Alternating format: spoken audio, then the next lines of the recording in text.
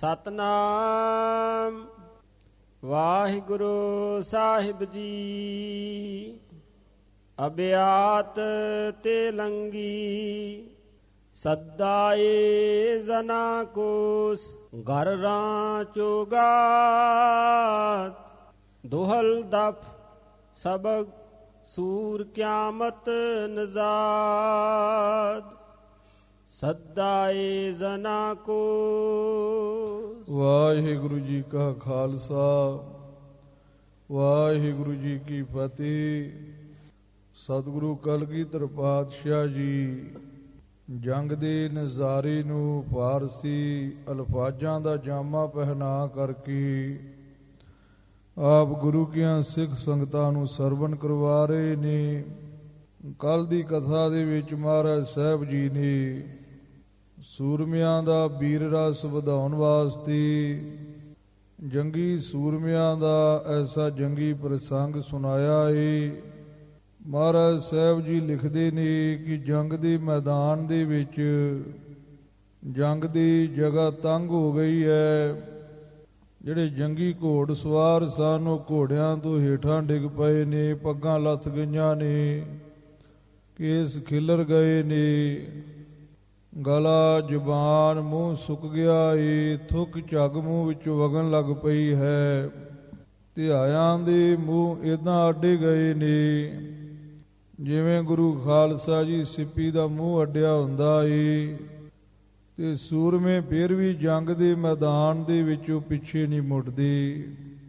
ਇਹ ਲਾ ਮਿਸਾਲ ਜੰਗ ਦਾ ਪ੍ਰਸੰਗ ਮਹਾਰਾਜ ਕਲਗੀਧਰ ਜੀ ਨੇ ਆਪਣੇ ਖਾਲਸੇ ਦੇ ਮਨ ਵਿੱਚ ਵੀਰ ਰਸ ਭਰਨ ਵਾਸਤੇ ਲਿਖਿਆ ਏ। ਇਹਨੂੰ ਪੜ੍ਹ ਕਰਕੇ 17ਵੀਂ 18ਵੀਂ ਸਦੀ ਦੇ ਵਿੱਚ ਗੁਰੂ ਕਾ ਖਾਲਸਾ ਜੰਗਲਾਂ ਦੇ ਵਿੱਚ ਰਹਿ ਕਰਕੇ ਜੰਗ ਜੁੱਧ ਜਹਾਦ ਕਰਦਾ ਰਿਹਾ। ਤੇ 20ਵੀਂ ਸਦੀ ਦੇ ਮਹਾਨ ਜਰਨੈਲ ਸੰਤ ਗਿਆਨੀ ਜਰਨੈਲ ਸਿੰਘ ਜੀ ਖਾਲਸਾ ਪਿੰਡਰਾਂ ਵਾਲੇ ਤੇ ਉਹਨਾਂ ਦੇ ਨਾਲ ਜੰਗੀ ਬਹਾਦਰ ਸੂਰਮੇ ਜੂਨ ਦਾ ਮਹੀਨਾ ਗੁਰੂ ਖਾਲਸਾ ਜੀ ਅੱਤ ਦੀ ਤਪਸ਼ ਤੇ ਜ਼ਾਲਮ ਸਰਕਾਰ ਨੇ ਪਾਣੀ ਵਾਲੀ ਟੈਂਕੀ ਵੀ ਤੋੜ ਦਿੱਤੀ। ਪਾਣੀ ਦੀ ਇੱਕ ਬੂੰਦ ਪੀਣ ਨੂੰ ਨਹੀਂ ਮਿਲ ਰਹੀ ਤੇ ਗੁਰੂ ਖਾਲਸਾ ਜੀ ਧਿਆਏ ਗੁਰੂ ਕੇ ਸੂਰਮੇ ਤੇ ਉਹਨਾਂ ਦੇ ਵੀ ਮੂੰਹ ਸਿੱਪੀ ਵਾਂਗੂ ਅੱਡੇ ਗਏ ਹੋਣਗੇ। ਤੇ ਦੇਖੋ ਜੰਗ ਦੇ ਮੈਦਾਨ ਤੋਂ ਪਿੱਛੇ ਨਹੀਂ ਹਟੇ ਸੂਰਮੇ। ਗੁਰੂ ਖਾਲਸਾ ਜੀ ਮੁੱਠੀ ਭਰ ਗੁਰੂ ਕਿਆਂ ਸਿੰਘਾਂ ਨੇ ਸਮੇਂ ਦੀ ਜ਼ਾਲਮ ਹਕੂਮਤ ਸਰਕਾਰ ਨੂੰ ਭਾਜੜਾਂ ਪਾ ਦਿੱਤੀਆਂ। ਇਹ ਕਲਗੀਧਰ ਪਾਤਸ਼ਾਹ ਗੁਰੂ ਗੋਬਿੰਦ ਸਿੰਘ ਸਾਹਿਬ ਜੀ ਦਾ ਜੰਗਮਈ ਪ੍ਰਸੰਗ ਪੜ੍ਹ ਕਰਕੇ 10ਵੇਂ ਪਾਤਸ਼ਾਹ ਜੀ ਦੀ ਪਾਵਨ ਬਾਣੀ ਦੀ ਕਥਾ ਸੰਤ ਗਿਆਨੀ ਜਰਨੈਲ ਸਿੰਘ ਜੀ ਖਾਲਸਾ ਪਿੰਡਰਾਂ ਵਾਲੇ ਮਹਾਂਪੁਰਖ ਉਹਨਾਂ ਦੀ ਰਸਨਾ ਤੋਂ ਸੁਣ ਕਰਕੇ ਇਹ ਸੂਰਮਿਆਂ ਦੇ ਵਿੱਚ ਗੁਰੂ ਖਾਲਸਾ ਜੀ ਇੰਨੀ ਬਹਾਦਰੀ ਤੇ ਇਹਨਾਂ ਉਹਨਾਂ ਦੇ ਵਿੱਚ ਜੋਸ਼ ਆਇਆ ਸੀ। ਸੋ ਇਸ ਤਰ੍ਹਾਂ ਮਹਾਰਾਜ ਕਲਗੀਧਰ ਜੀ ਸੂਰਮਿਆਂ ਦੇ ਮਨ ਵਿੱਚ ਵੀਰ ਰਸ ਭਰਨ ਲਈ ਇਹ ਜੰਗੀ ਪ੍ਰਸੰਗ ਗੁਰੂ ਕੇ ਖਾਲਸੇ ਨੂੰ ਸਰਵਣ ਕਰਵਾਉਂਦੇ ਪਏ ਨੇ। ਸੋ ਕੱਲ ਦੀ ਕਥਾ ਦੇ ਵਿੱਚ ਇੱਕ ਤਗਾਵਰ ਸ਼ਬਦ ਆਇਆ ਸੀ ਤੇ ਤਗਾਵਰ ਗੁਰੂ ਖਾਲਸਾ ਜੀ ਗੱਗਾ ਨੁਕਤੇ ਤੋਂ ਬਗੈਰ ਮੌਲਵੀ ਅਤੀਕ ਅਹਿਮਦ ਸਾਹਿਬ ਜੀ ਨੇ ਅਰਥ ਕੀਤਾ ਸੀ ਕਿ ਜਦੋਂ ਸੂਰਮੇ ਤੁਰਕਸਤਾਨ ਦੇ ਘੋੜਿਆਂ ਦੇ ਉੱਪਰ ਚੜ੍ਹ ਕਰਕੇ ਜੰਗ ਦੇ ਮੈਦਾਨ ਵਿੱਚ ਕੁੱਦੇ ਨੇ ਤੇ ਉਹਨਾਂ ਨੇ ਆਪਣੇ ਘੋੜਿਆਂ ਦੇ ਪੈਰ ਤਗਾਵਰ ਉਤਾਂਹ ਨੂੰ ਚੱਕ ਲਏ ਨੇ, ਤਗਾਵਰ ਮੈਨੇ ਉੱਠੇ ਨੇ। ਫਾਰਸੀ ਦੀ ਲੁਗਾਤ ਵਿੱਚ ਤਗਾਵਰ ਦਾ ਅਰਥ ਤੇਜ਼ ਚੱਲਣ ਵਾਲਾ ਘੋੜਾ ਵੀ ਕੀਤਾ ਹੈ। ਇਹਦਾ ਗੁਰੂ ਖਾਲਸਾ ਜੀ 99 ਕਰਕੇ ਅਰਥ ਇੰਜ ਵੀ ਹੋਵੇਗਾ ਤੁਰਕੀ ਤਗਾਵਰ ਜਿਹਾਦ ਅੰਦ ਮਾ ਮੈਦਾਨ ਤੁਰਕਸਤਾਨ ਦੇ ਜਿਹੜੇ ਤਗਾਵਰ ਘੋੜੇ ਹਨ, ਤੇਜ਼ ਚਾਲਾ ਚੱਲਣ ਵਾਲੇ, ਉਹਨਾਂ ਨੂੰ ਜੰਗ ਦੇ ਮੈਦਾਨ ਦੇ ਵਿੱਚ ਕੁਦਾ ਕਰਕੇ ਤੇ ਸੂਰਮੇ ਜੰਗ ਦੇ ਮੈਦਾਨ ਦੇ ਵਿੱਚ ਜਿਹਾਦੰਦ ਕੁੱਦੇ ਹਨ। ਇਸ ਤਰੀਕੇ ਦੇ ਨਾਲ ਵੀ ਅਰਥ ਹੋਏਗਾ। ਤੇ ਦੂਜਾ ਗੁਰੂ ਖਾਲਸਾ ਜੀ ਖੁਰਮਸ਼ ਫਾਰਸੀ ਲੁਗਾਤ ਵਿੱਚ ਅਰਥ ਦੇਖਿਆ ਸੀ ਕਿ ਖੁਰਮ ਦਾ ਅਰਥ ਹੁੰਦਾ ਏ ਖੁਸ਼ੀ, ਤਰੋ ਤਾਜ਼ਾ, ਹਰਿਆ ਭਰਿਆ, ਸੂਰਜੀ ਸਾਲ ਦਾ 10ਵਾਂ ਮਹੀਨਾ। ਇਹ 3-4 ਅਰਥ ਫਾਰਸੀ ਲੁਗਾਤ ਵਿੱਚ ਕੀਤੇ ਹੋਏ ਨੇ। ਤੇ ਖੁਰਮ ਅਸ਼ ਮੈਨੇ ਉਹ, ਅਫਰੀਤ ਮੈਨੇ ਸ਼ੈਤਾਨ, ਖੁਬਸ ਬੁਰੇ ਭੂਤ ਪ੍ਰੇਤ, ਜਿਨ ਆਦਿਕ, ਸਯੂਲ ਗਿੱਦੜ। ਤੇ ਇਹ ਖੁਸ਼ ਹੋ ਕਰਕੇ ਮਰੇ ਹੋਏ ਸੂਰਮਿਆਂ ਦਾ ਮਾਸ ਖਾਂਦੇ ਨੇ। ਇੱਦਾਂ ਇਹ ਮੁੱਖ ਅਰਥ ਸੀ। ਤੇ ਦੂਜੇ ਅਰਥ ਦੇ ਵਿੱਚ ਖੁਰਮ ਨਾਮ ਤਰੋ ਤਾਜ਼ਾ, ਪਾਣੀ ਦੇ ਨਾਲ ਭਰੇ ਹੋਏ। ਸਯੂਲ ਨਾਮ ਦਰਿਆ ਵਾਂਗ ਜੰਗ ਦੇ ਮੈਦਾਨ ਵਿੱਚ ਜੋ ਬਿਖਰਿਆ ਹੋਇਆ ਮਾਸ ਹੈ, ਉਸ ਨੂੰ ਸੂਰਮੇ ਖਾਂਦੇ ਨੇ। ਇਹ ਸਯੂਲ ਦਾ ਅਰਥ ਦਰਿਆ ਵੀ ਦੂਜਾ ਕੀਤਾ ਸੀ। ਤੇ ਇਹਨੂੰ ਸਯੂਲ, ਸੱਸਾ ਉੱਤੇ ਅਧਿਕ, ਈੜੀ ਨੂੰ ਬਿਹਾਰੀ, ਊੜੇ ਨੂੰ ਦਲੰਕੜਾ ਤੇ ਲੱਲਾ ਸਯੂਲ, ਇਸ ਤਰ੍ਹਾਂ ਉਚਾਰਨ ਕਰਨਾ ਏ। ਤੇ ਥੱਲੇ ਗੁਰੂ ਖਾਲਸਾ ਜੀ ਖੁਰਾਂ ਦੁੱਲ, ਦੱਦੇ ਨੂੰ ਔਂਕੜ ਹੈ, ਇਹ ਬੀੜਾਂ ਦੇ ਵਿੱਚ ਲਿਖ ਲੈਣੀ। ਤੇ ਇਸ ਤਰੀਕੇ ਦੇ ਨਾਲ ਮਹਾਰਾਜ ਕਲਗੀਧਰ ਜੀ ਕਿਰਪਾ ਕਰਦੇ ਪਏ ਨੇ। ਆਓ ਅੱਗੇ ਜੰਗ ਦਾ ਪ੍ਰਸੰਗ ਕਲਗੀਧਰ ਪਾਤਸ਼ਾਹ ਗੁਰੂ ਗੋਬਿੰਦ ਸਿੰਘ ਜੀ ਦੀ ਰਸਨਾ ਤੋਂ ਸਰਵਣ ਕਰੀਏ। ਵਿਰਤਿਆਂ ਨੂੰ ਇਕਾਗਰ ਚਿਤ ਕਰਨ ਲਈ ਉਚਾਰਨ ਕਰੀਏ। ਸਤਨਾਮ ਸ਼੍ਰੀ ਵਾਹਿਗੁਰੂ ਸਾਹਿਬ ਜੀ। ਸਤਨਾਮ ਸ਼੍ਰੀ ਵਾਹਿਗੁਰੂ ਸਾਹਿਬ ਜੀ। ਅਭਿਆਤ ਤੇ ਲੰਗੀ। ਮਹਾਰਾਜ ਕਲਗੀਧਰ ਜੀ ਅਭਿਆਤ ਲਿਖਦੇ ਪਏ ਨੇ। ਇੱਥੇ ਬਾਬੇ ਦੇ ਨਾਲ ਜਈਆ ਦੁੱਤ ਹੈ, ਜਿਹਨੂੰ ਗੁਰੂ ਖਾਲਸਾ ਜੀ ਆਮ ਬੋਲੀ ਦੇ ਵਿੱਚ ਅੱਧਾ ਜਈਆ ਕਹਿ ਦਿੰਦੇ ਨੇ। ਇਹ ਠੀਕ ਕਰ ਲੈਣਾ ਆਪਣੀਆਂ ਪੋਥੀਆਂ ਦੇ ਉੱਪਰ। ਤੇ ਲੰਗੀ ਗੁਰੂ ਖਾਲਸਾ ਜੀ ਇੱਕ ਰਾਗ ਦਾ ਨਾਮ ਵੀ ਹੈ। ਫਾਰਸੀ ਦੀ ਕਾਵ ਰਚਨਾ ਤਿਲੰਗ ਦੇ ਵਿੱਚ ਵੀ ਲਿਖੀ ਜਾਂਦੀ ਹੈ। ਤੇ ਤਿਲੰਗ ਦਾ ਅਰਥ ਸਵਾਮੀ ਹਰਨਾਮ ਦਾਸ ਜੀ ਨੇ ਤੇ ਮੌਲਵੀ ਅਤੀਕ ਅਹਿਮਦ ਸਾਹਿਬ ਜੀ ਨੇ ਇੱਦਾਂ ਵੀ ਕੀਤਾ ਸੀ ਵੀ ਤਿਲੰਗ ਬਾਜਿਆਂ ਗਾਜਿਆਂ ਦਾ ਨਾਮ ਵੀ ਹੈ। ਤੇ ਐਜ਼ਾਨ ਦਾ ਅਰਥ ਹੈ ਜਿਵੇਂ ਇਸਲਾਮੀ ਬੰਦੇ ਬਾਂਗ ਦਿੰਦੇ ਨੇ ਉੱਚੀ ਦਿਨੀ, ਇੱਦਾਂ ਗੁਰੂ ਖਾਲਸਾ ਜੀ ਬਲ ਲਾ ਕਰਕੇ ਵਾਜਿਆਂ ਗਾਜਿਆਂ ਦੇ ਨਾਲ ਇਹਨਾਂ ਅਭਿਆਤਾਂ ਨੂੰ ਪੜ੍ਹਨਾ ਏ। ਇਹ ਪਹਿਲਾਂ ਮਹਾਰਾਜ ਨੇ ਮਰਿਆਦਾ ਦੱਸੀ ਸੀ। ਹੁਣ ਮਹਾਰਾਜ ਸੰਖੇਪ ਰੂਪ ਦੇ ਵਿੱਚ ਸਿਰਲੇਖ ਲਿਖਦੇ ਪਏ ਨੇ। ਅਭਿਆਤ ਤੇ ਲੰਗੀ ਮਹਾਰਾਜ ਸਾਹਿਬ ਜੀ ਕਿਰਪਾ ਕਰਦੇ ਪਏ ਨੇ। ਸਦਾਏ ਜਨਾ ਕੋਸ ਘਰ ਰਾਂ ਚੋਗਾ। ਮਹਾਰਾਜ ਕਲਗੀਧਰ ਜੀ ਕਹਿੰਦੇ ਨੇ, ਜਦੋਂ ਸਦਾਏ ਮੈਨੇ ਆਵਾਜ਼ਾਂ, ਜ਼ਨਾ ਮੈਨੇ ਨਿਕਲੀਆਂ। ਜ਼ਨਾ ਦਾ ਅਰਥ ਗੁਰੂ ਖਾਲਸਾ ਜੀ ਉਹਦਾ ਮਾਰਨਾ ਹੁੰਦਾ ਏ, ਪਰ ਹੁਣ ਇਹ ਸਦਾਏ ਦੇ ਨਾਲ ਜ਼ਨਾ ਸ਼ਬਦ ਆਇਆ ਏ। ਇੱਥੇ ਅਰਥ ਆ ਜਾਏਗਾ ਆਵਾਜ਼ਾਂ ਨਿਕਲੀਆਂ। ਕੋਸ ਨਾਮ ਨਗਾਰਿਆਂ ਦਾ ਏ, ਜਾਂ ਇਹਦਾ ਅਰਥ ਹੋ ਜਾਏਗਾ ਕੋਸ ਨਗਾਰਿਆਂ ਤੇ ਜਦ ਚੋਬਾਂ ਜ਼ਨਾ ਮਾਰੀਆਂ ਤਦ ਆਵਾਜ਼ਾਂ ਹੋਈਆਂ। ਤੇ ਉਹਨਾਂ ਆਵਾਜ਼ਾਂ ਨੂੰ ਸੁਣ ਕਰਕੇ ਗਾਦ ਮੈਨੇ ਕਾਇਰ, ਗਰਰਾ ਮੈਨੇ ਗੱਜ ਪਏ। ਮਹਾਰਾਜ ਸਾਹਿਬ ਜੀ ਕਹਿੰਦੇ ਜਦ ਨਗਾਰਿਆਂ ਦੀਆਂ ਆਵਾਜ਼ਾਂ ਨਿਕਲੀਆਂ, ਉਹਨਾਂ ਆਵਾਜ਼ਾਂ ਨੂੰ ਸੁਣ ਕਰਕੇ ਕਾਇਰ ਵੀ ਜੰਗ ਦੇ ਮੈਦਾਨ ਨੂੰ ਜਾਣ ਵਾਸਤੇ ਗੱਜ ਪਏ। ਕਾਇਰਾਂ ਨੇ ਵੀ ਆਪਣਾ ਕਾਇਰਪੁਣਾ ਤਿਆਗ ਦਿੱਤਾ। ਉਹਨਾਂ ਦੇ ਮਨ ਵਿੱਚ ਵੀ ਵੀਰ ਰਸ ਆ ਗਿਆ। ਚੋ ਸਦਾਏ ਜ਼ਨਾ ਕੋਸ ਗਰਰਾਂ ਗਾਦ। ਇਹਦਾ 99 ਕਰਕੇ ਅਰਥ ਲੱਗੇਗਾ। ਜਦ ਨਗਾਰਿਆਂ ਦੀਆਂ ਆਵਾਜ਼ਾਂ ਹੋਈਆਂ ਤਦ ਗੁਰੂ ਖਾਲਸਾ ਜੀ ਕਾਇਰ ਵੀ ਗੱਜ ਪਏ। ਜੋ ਮੈਨੇ ਜਦ ਤੇ ਗਾਦ ਦਾ ਅਰਥ ਗਿੱਦੜ ਵੀ ਕੀਤਾ ਏ। ਜਦ ਨਗਾਰਿਆਂ ਦੀਆਂ ਆਵਾਜ਼ਾਂ ਨਿਕਲੀਆਂ ਨਗਾਰਿਆਂ ਦੇ ਵੱਜਣ ਤੋਂ ਤਦ ਜਿਹੜੇ ਗਿੱਦੜ ਸੀ ਉਹ ਵੀ ਜੰਗ ਦੇ ਮੈਦਾਨ ਨੂੰ ਗੱਜ ਪਏ। ਉਹਨਾਂ ਵੀ ਸੋਚ ਪਿਆ ਵੀ ਉਹ ਨਗਾਰੇ ਵੱਜੇ ਨੇ, ਜੰਗ ਹੋਵੇਗਾ, ਚਲੋ ਆਪਾਂ ਜੰਗ ਦੇ ਮੈਦਾਨ ਵਿੱਚ ਪਹੁੰਚਦੇ ਹਾਂ ਤੇ ਉੱਥੋਂ ਜਾ ਕਰਕੇ ਮਾਸ ਖਾਵਾਂਗੇ। ਕੁਝ ਵਿਦਵਾਨਾਂ ਨੇ ਵੀ ਅਰਥ ਕੀਤਾ ਏ ਜਿਨ੍ਹਾਂ ਦਾ ਗਿੱਦੜ ਵਰਗਾ ਡਰਪੋਕ ਸੁਭਾਵ ਉਹ ਵੀ ਗੱਜ ਪਏ ਨਗਾਰਿਆਂ ਦੀਆਂ ਆਵਾਜ਼ਾਂ ਨੂੰ ਸੁਣ ਕਰਕੇ। ਦੋਹਲ ਦਫ ਸਬਗ ਸੂਰ ਕਿਆਮਤ ਨਜਾ। ਮਹਾਰਾਜ ਸਾਹਿਬ ਜੀ ਕਹਿੰਦੇ ਜਦੋਂ ਦੋਹਲ ਨਾਮ ਮਿਰਦੰਗਾਂ ਵੱਜੀਆਂ, ਦਫ ਨਾਮ ਛੋਟੇ ਨਗਾਰੇ ਵੱਜੇ ਤੇ ਸਬਕ ਨਾਮ ਰੰਗਦਾਰ ਤੂਤੀਆਂ ਵੱਜੀਆਂ ਤੇ ਉਸ ਵਕਤ ਜਿਹੜੇ ਸੂਰਮੇ ਸਨ ਤੇ ਉਹਨਾਂ ਨੇ ਗੁਰੂ ਖਾਲਸਾ ਜੀ ਇਹ ਅਨੁਮਾਨ ਲਾ ਲਿਆ ਵੀ ਹੁਣ ਕਿਆਮਤ ਦਾ ਨਜਾਦ ਮੌਕਾ ਆ ਗਿਆ ਹੈ। ਹੁਣ ਕਿਆਮਤ ਹੋਵੇਗੀ, ਹੁਣ ਨਜਾਤ ਦਾ ਸਮਾਂ ਆ ਗਿਆ ਹੈ।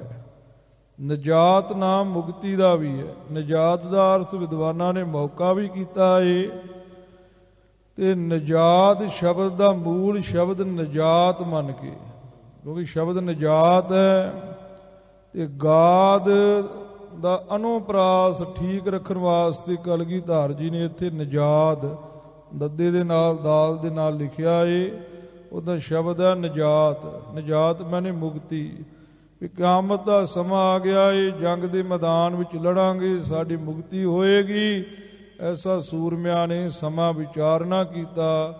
ਮਰਦੰਗ ਨਗਾਰਿਆਂ ਤੇ ਰੰਗਦਾਰ ਤੂਤੀਆਂ ਦੀ ਆਵਾਜ਼ ਨੂੰ ਸੁਣ ਕਰਕੇ। ਸ਼ਗਾਲਾਨ ਸ਼ੇਰਾਨ ਗੁਰ ਗੋਪਿਲੰਗ। ਮਹਾਰਾਜ ਕਲਗੀਧਰ ਜੀ ਕਹਿੰਦੇ ਵੀ ਇੱਕ ਪਾਸੇ ਤੇ ਸੂਰਮਿਆਂ ਨੇ ਜਾਂ ਵੈਰੀ ਸੂਰਮਿਆਂ ਨੇ ਇਹ ਗੱਲ ਵਿਚਾਰੀ ਕਿ ਜੰਗ ਦੇ ਮੈਦਾਨ ਦੇ ਉਹ ਨਗਾਰੇ ਵੱਜ ਗਏ ਨੇ, ਐਸਾ ਖਿੱਚਮ ਖਿੱਚੀ ਦਾ ਜੰਗ ਹੋਵੇਗਾ ਕਿ ਹੁਣ ਜੰਗ ਦੇ ਮੈਦਾਨ ਦੇ ਵਿੱਚ ਕਿਆਮਤ ਆਏਗੀ। ਜਿਹੜਾ ਜੰਗ ਦੇ ਮੈਦਾਨ ਵਿੱਚ ਲੜ ਕੇ ਸ਼ਹੀਦ ਹੋਵੇਗਾ ਉਹਨੂੰ ਮੁਕਤੀ ਮਿਲੇਗੀ। ਉਧਰ ਮਹਾਰਾਜ ਕਲਗੀਧਰ ਪਾਤਸ਼ਾਹ ਜੀ ਕਹਿੰਦੇ ਨੇ ਵੀ ਜਿਹੜੇ ਗਿੱਦੜ ਸੀ, ਸ਼ੇਰ ਸੀ, ਭੇਡੂ ਸੀ ਤੇ ਪਲੰਗ ਨਾਮ ਚੀਤੇ ਦਾ ਏ। ਸ਼ਗਾਲਾਨ ਗਿੱਦੜ ਨੂੰ ਕਹਿੰਦੇ ਨੇ, ਸ਼ੇਰਾਨ ਸ਼ੇਰ ਨੂੰ ਕਹਿੰਦੇ ਨੇ, ਪਲੰਗ ਨਾਮ ਚੀਤੇ ਦਾ ਏ ਤੇ ਗੁਰਗੋ ਨਾਮ ਭੇਡੂ ਬਘਿਆੜ ਦਾ ਏ। ਇਹਨਾਂ ਨੇ ਅਨੁਮਾਨ ਲਾ ਲਿਆ ਕਿ ਹੁਣ ਜੰਗ ਬਹੁਤ ਭਾਰੀ ਹੋਏਗਾ ਤੇ ਕਿਆਮਤ ਵਾਲਾ ਜੰਗ ਹੋਏਗਾ। ਕਿਆਮਤ ਕੱਕੇ ਦੇ ਪੈਰ ਵਿੱਚ ਜੋ ਨੁਕਤਾ ਹੈ ਨਾ, ਇਹਨੂੰ ਗੁਰੂ ਖਾਲਸਾ ਜੀ ਗਲੇ ਵਿੱਚੋਂ ਬੋਲਾਂ ਕਿਆਮਤ, ਕਿਆਮਤ ਵਾਲਾ ਜੰਗ ਹੋਏਗਾ ਤੇ ਸੂਰਮੇ ਬਹੁਤ ਮਰਨਗੇ ਤੇ ਚਲੋ ਆਪਾਂ ਜੰਗ ਦੇ ਮੈਦਾਨ ਵਿੱਚ ਚੱਲੀਏ ਤੇ ਚੱਲ ਕੇ ਉੱਥੋਂ ਮਾਸ ਖਾਵਾਂਗੇ।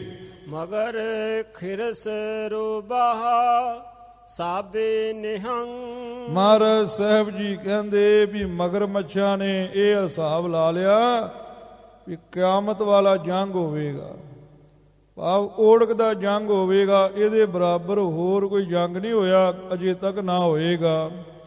ਤੇ ਚਲੋ ਜੰਗ ਦੇ ਮੈਦਾਨ ਵਿੱਚ ਚੱਲੀਏ, ਉੱਥੇ ਖੂਨ ਦੇ ਦਰਿਆ ਚੱਲਣਗੇ, ਉਹਨਾਂ ਖੂਨ ਦੇ ਦਰਿਆਵਾਂ ਵਿੱਚ ਤਾਰੀਆਂ ਲਾਵਾਂਗੇ। ਤੇ ਖਿਰਸ ਨਾਮ ਰਿਛਾਂ ਦਾ ਏ, ਰੋਬਾ ਲੂੰਬੜੀ ਨੂੰ ਕਹਿੰਦੇ ਐ। ਤੇ ਰਿਛ ਤੇ ਲੂੰਬੜੀ ਨੇ ਹਿਸਾਬ ਲਾਇਆ ਵੀ ਆਪਾਂ ਮਾਸ ਖਾਵਾਂਗੇ।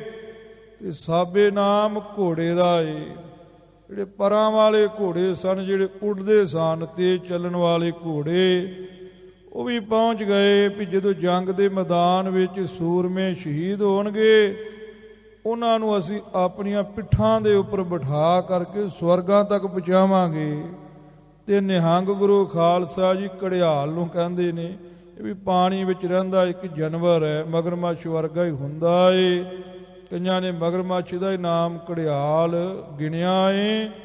ਤੇ ਕਹਿੰਦੇ ਇਹਨਾਂ ਨੇ ਵੀ ਅੰਦਾਜ਼ਾ ਲਾ ਲਿਆ ਕਿ ਜੰਗ ਦੇ ਮੈਦਾਨ ਵਿੱਚ ਖੂਨ ਦੇ ਦਰਿਆ ਵਗਣੇ ਨੇ, ਤੇ ਆਪਾਂ ਉਹਨਾਂ ਦਰਿਆਵਾਂ ਦੇ ਵਿੱਚ ਇਸ਼ਨਾਨ ਕਰਾਂਗੇ, ਤਾਰੀਆਂ ਲਾਵਾਂਗੇ। ਇਸ ਤਰ੍ਹਾਂ ਇਹ ਆਪੋ ਆਪਣੇ ਅਨੁਮਾਨ ਲਾ ਕਰਕੇ ਜੰਗ ਦੇ ਮੈਦਾਨ ਵਿੱਚ ਉੱਪੜ ਗਏ ਨੇ। ਸਾਬੇ ਦਾ ਅਰਥ ਗੁਰੂ ਖਾਲਸਾ ਜੀ ਤੇਜ ਚੱਲਣ ਵਾਲੇ ਪਰਾਂ ਵਾਲੇ ਘੋੜੇ, ਐਸਾ ਵੀ ਵਿਦਵਾਨਾਂ ਨੇ ਕੀਤਾ ਏ। ਤੇ ਕਈਆਂ ਨੇ ਇਹ ਅਰਥ ਕੀਤਾ ਏ ਸਾਬੇ ਨਿਹੰਗ। ਸਾਬੇ ਕਹੀਏ ਘੋੜਿਆਂ ਵਾਂਗ ਤੇਜ ਜੋ ਮਗਰਮੱਛ ਨੇ, ਜਿਹੜੇ ਪਾਣੀ ਵਿੱਚ ਬੜੇ ਦੌੜਦੇ ਨੇ, ਉਹ ਚੱਲ ਕਰਕੇ ਆ ਗਏ ਨੇ। ਕਈਆਂ ਨੇ ਸਾਬੇ ਦਾ ਅਰਥ ਗੁਰੂ ਖਾਲਸਾ ਜੀ ਮੱਛੀ ਵੀ ਮੰਨਿਆ ਏ। ਖੂਨ ਦੇ ਦਰਿਆ ਵਿੱਚ ਤਾਰੀਆਂ ਲਾਉਣ ਵਾਸਤੇ ਮੱਛੀਆਂ ਵੀ ਆ ਗਈਆਂ ਨੇ। ਸਾਬੇ ਦੀ ਜਗ੍ਹਾ ਦੇ ਉੱਪਰ ਖਾਬੇ ਪਾਠ ਗਿਆਨੀ ਚੰਦਾ ਸਿੰਘ ਜੀ ਦੀ ਬੀੜ ਦੇ ਵਿੱਚ ਮਿਲਿਆ ਏ। ਖਾਬੇ ਦਾ ਅਰਥ ਹੁੰਦਾ ਏ ਸੁਪਨਾ, ਖੁਆਬ, ਅਨੁਮਾਨ। ਮਹਾਰਾਜ ਕਲਗੀਧਰ ਜੀ ਕਹਿੰਦੇ ਮੈਂ ਅਨੁਮਾਨ ਲਾਇਆ ਹੈ ਜਦੋਂ ਉੱਥੇ ਨਗਾਰੇ, ਦਾਫ, ਢੋਲ ਆਦਿਕ ਵੱਜੇ ਨੇ ਤੇ ਸੂਰਮਿਆਂ ਨੇ ਕਿਆਮਤ ਦਾ ਮੌਕਾ, ਨਜਾਤ ਦਾ ਮੌਕਾ ਜਾਣਿਆ ਏ। ਤੇ ਉਸ ਵਕਤ ਕਿਆਮਤ ਦਾ ਮੌਕਾ ਜਾਣ ਕੇ ਗਿੱਦੜ, ਸ਼ੇਰ, ਚੀਤੇ ਆਦਿਕ ਮਾਸ ਖਾਣ ਨੂੰ ਤੇ ਖੂਨ ਦੇ ਦਰਿਆ ਦੇ ਵਿੱਚ ਘੜਿਆਲ, ਮਗਰਮੱਛ ਆਦਿਕ ਤਾਰੀਆਂ ਲਾਉਣ ਨੂੰ ਪਹੁੰਚ ਗਏ ਨੇ। ਇਹ ਮੇਰਾ ਖਿਆਲ ਹੈ। ਖਾਬੇ ਮਨੇ ਖਿਆਲ। ਇਹ ਮੇਰਾ ਖਿਆਲ ਹੈ, ਇਹ ਮੇਰਾ ਅਨੁਮਾਨ ਹੈ। ਇਸ ਤਰੀਕੇ ਨਾਲ ਖਾਬੇ ਦਾ ਅਰਥ ਵੀ ਜਾਣਨਾ ਸਾਬੇ ਮੁਖ ਪਾਠ ਹੈ। ਤੇ ਗਿਆਨੀ ਚੰਦਾ ਸਿੰਘ ਜੀ ਦੀ ਬੀੜ ਦੇ ਵਿੱਚ ਸਾਬੇ ਦੀ ਜਗ੍ਹਾ ਤੇ ਖਾਬੇ ਪਾਠ ਵੀ ਦੇਖਣ ਵਿੱਚ ਮਿਲਿਆ ਹੈ। ਜੇ ਲਸ਼ਕਰ ਬੇਰੂ ਸ਼ੁੱਧ ਜਵਾਨਾ ਬਾਜੰਗ। ਸਾਹਿਬ ਜੀ ਕਹਿੰਦੇ ਨੇ ਜੇ ਲਸ਼ਕਰ ਬਰੂ ਸ਼ੁੱਧ, ਇਹ ਮੁਖ ਪਾਠ ਹੈ। ਦੂਜਾ ਪਾਠ ਹੈ ਲਸ਼ਕਰ ਬੇਰੂ ਸ਼ੁੱਧ। ਬੇਰੂ ਦਾ ਅਰਥ ਵੀ ਬਾਹਰ ਹੀ ਹੁੰਦਾ ਏ ਤੇ ਬਰੂ ਦਾ ਅਰਥ ਵੀ ਬਾਹਰ ਹੀ ਹੁੰਦਾ ਏ। ਜੇ ਮੈਨੇ ਤੂੰ, ਲਸ਼ਕਰ ਮੈਨੇ ਫੌਜ, ਬਰੂ ਮੈਨੇ ਬਾਹਰ। ਤੇ ਬ ਕਹੀਏ ਵਿੱਚ, ਜੰਗ ਕਹੀਏ ਜੰਗੇ ਮੈਦਾਨ। ਜਿਹੜੇ ਸੂਰਮੇ ਸਨ, ਜਵਾਨ ਸਨ, ਉਹ ਜੰਗ ਦੇ ਮੈਦਾਨ ਵਿੱਚ ਆਏ ਹਨ ਆਪੋ ਆਪਣੇ ਦਲਾਂ ਵਿੱਚੋਂ ਬਾਹਰ ਹੋ ਕਰਕੇ।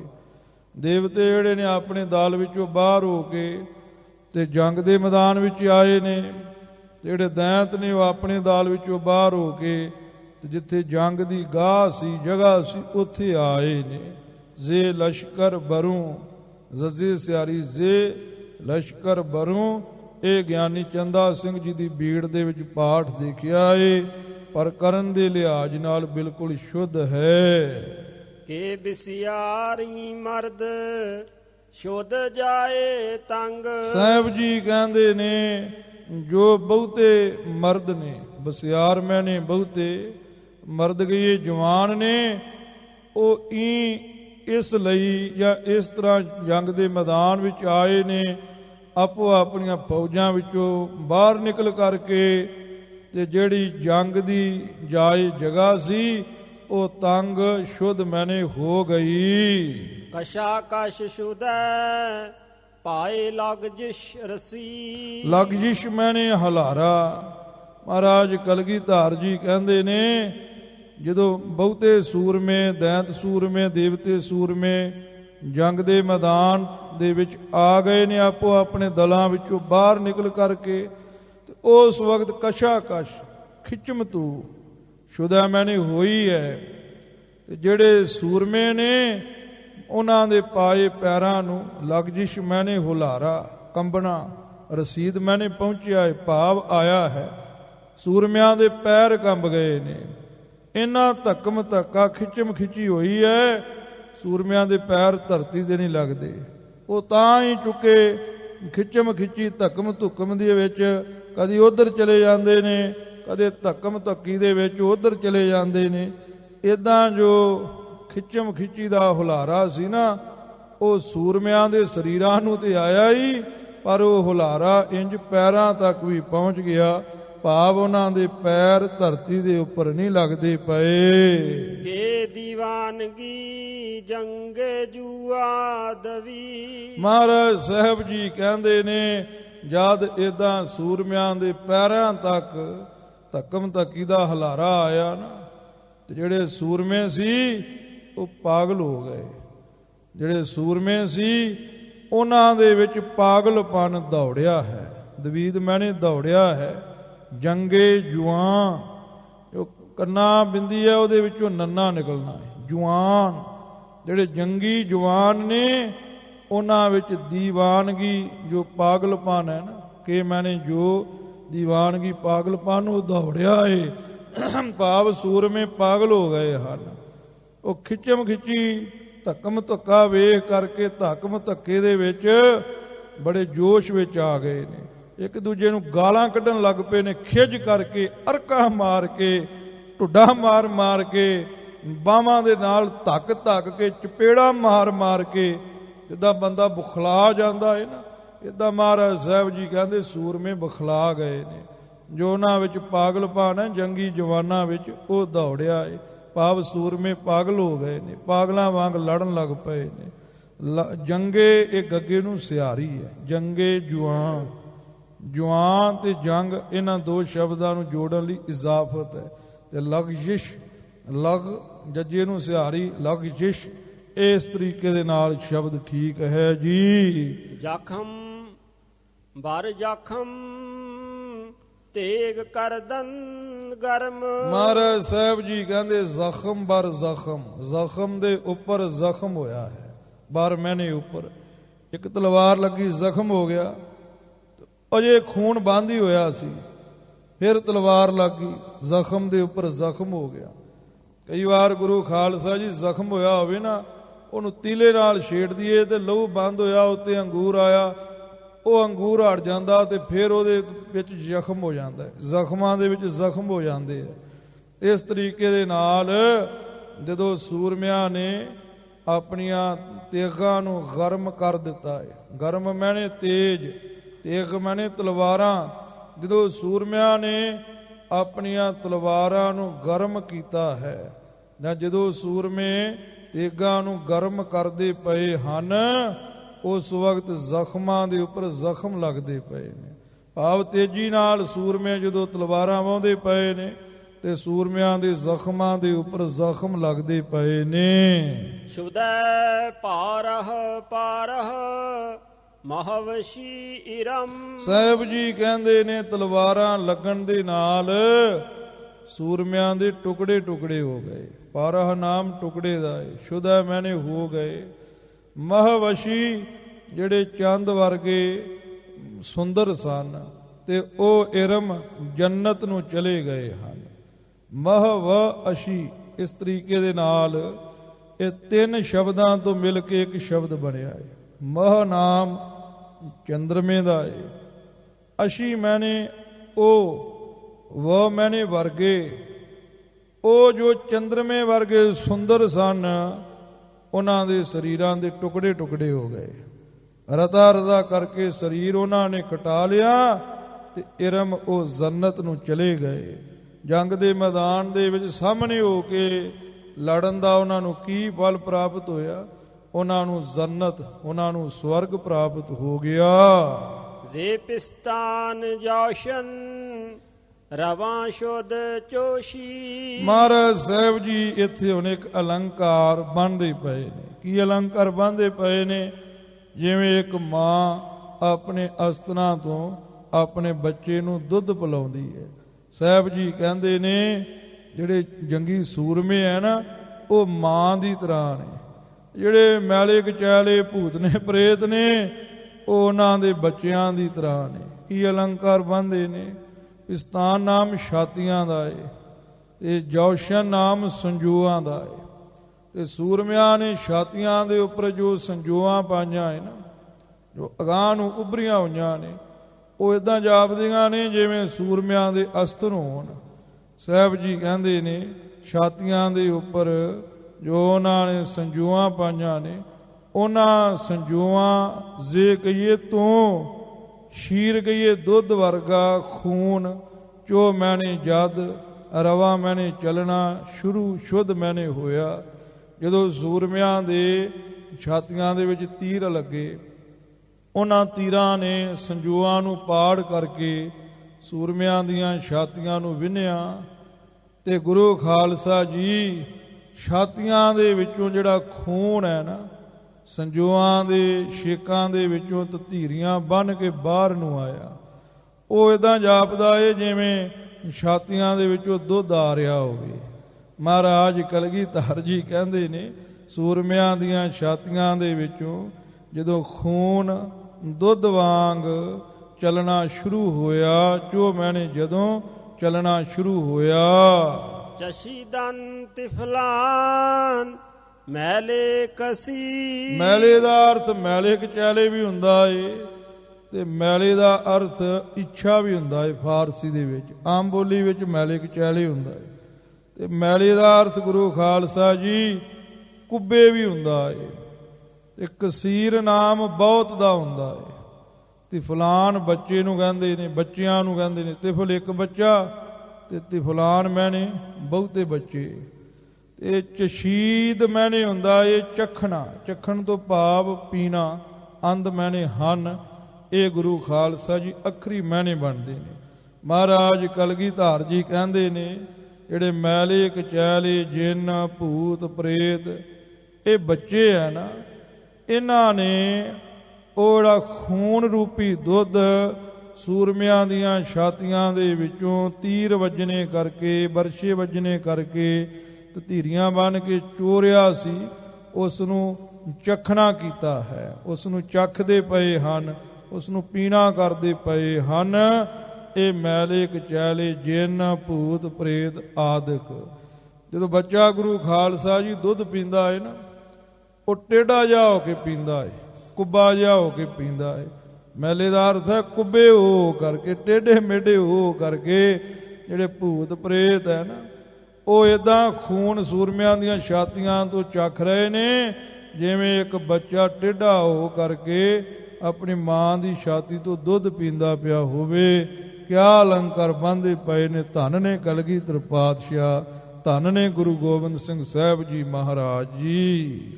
ਕਫਨ ਅੰਦੋਖਤ ਆਜਾ ਪਲਾਸੀ ਹਰੀ। ਸਾਹਿਬ ਜੀ ਕਹਿੰਦੇ ਨੇ ਵੀ ਪਲਾਸੀ ਇੱਕ ਰੁੱਖ ਦਾ ਨਾਮ ਹੈ, ਹਰੀਰ ਵੀ ਰੁੱਖ ਦਾ ਨਾਮ ਹੈ।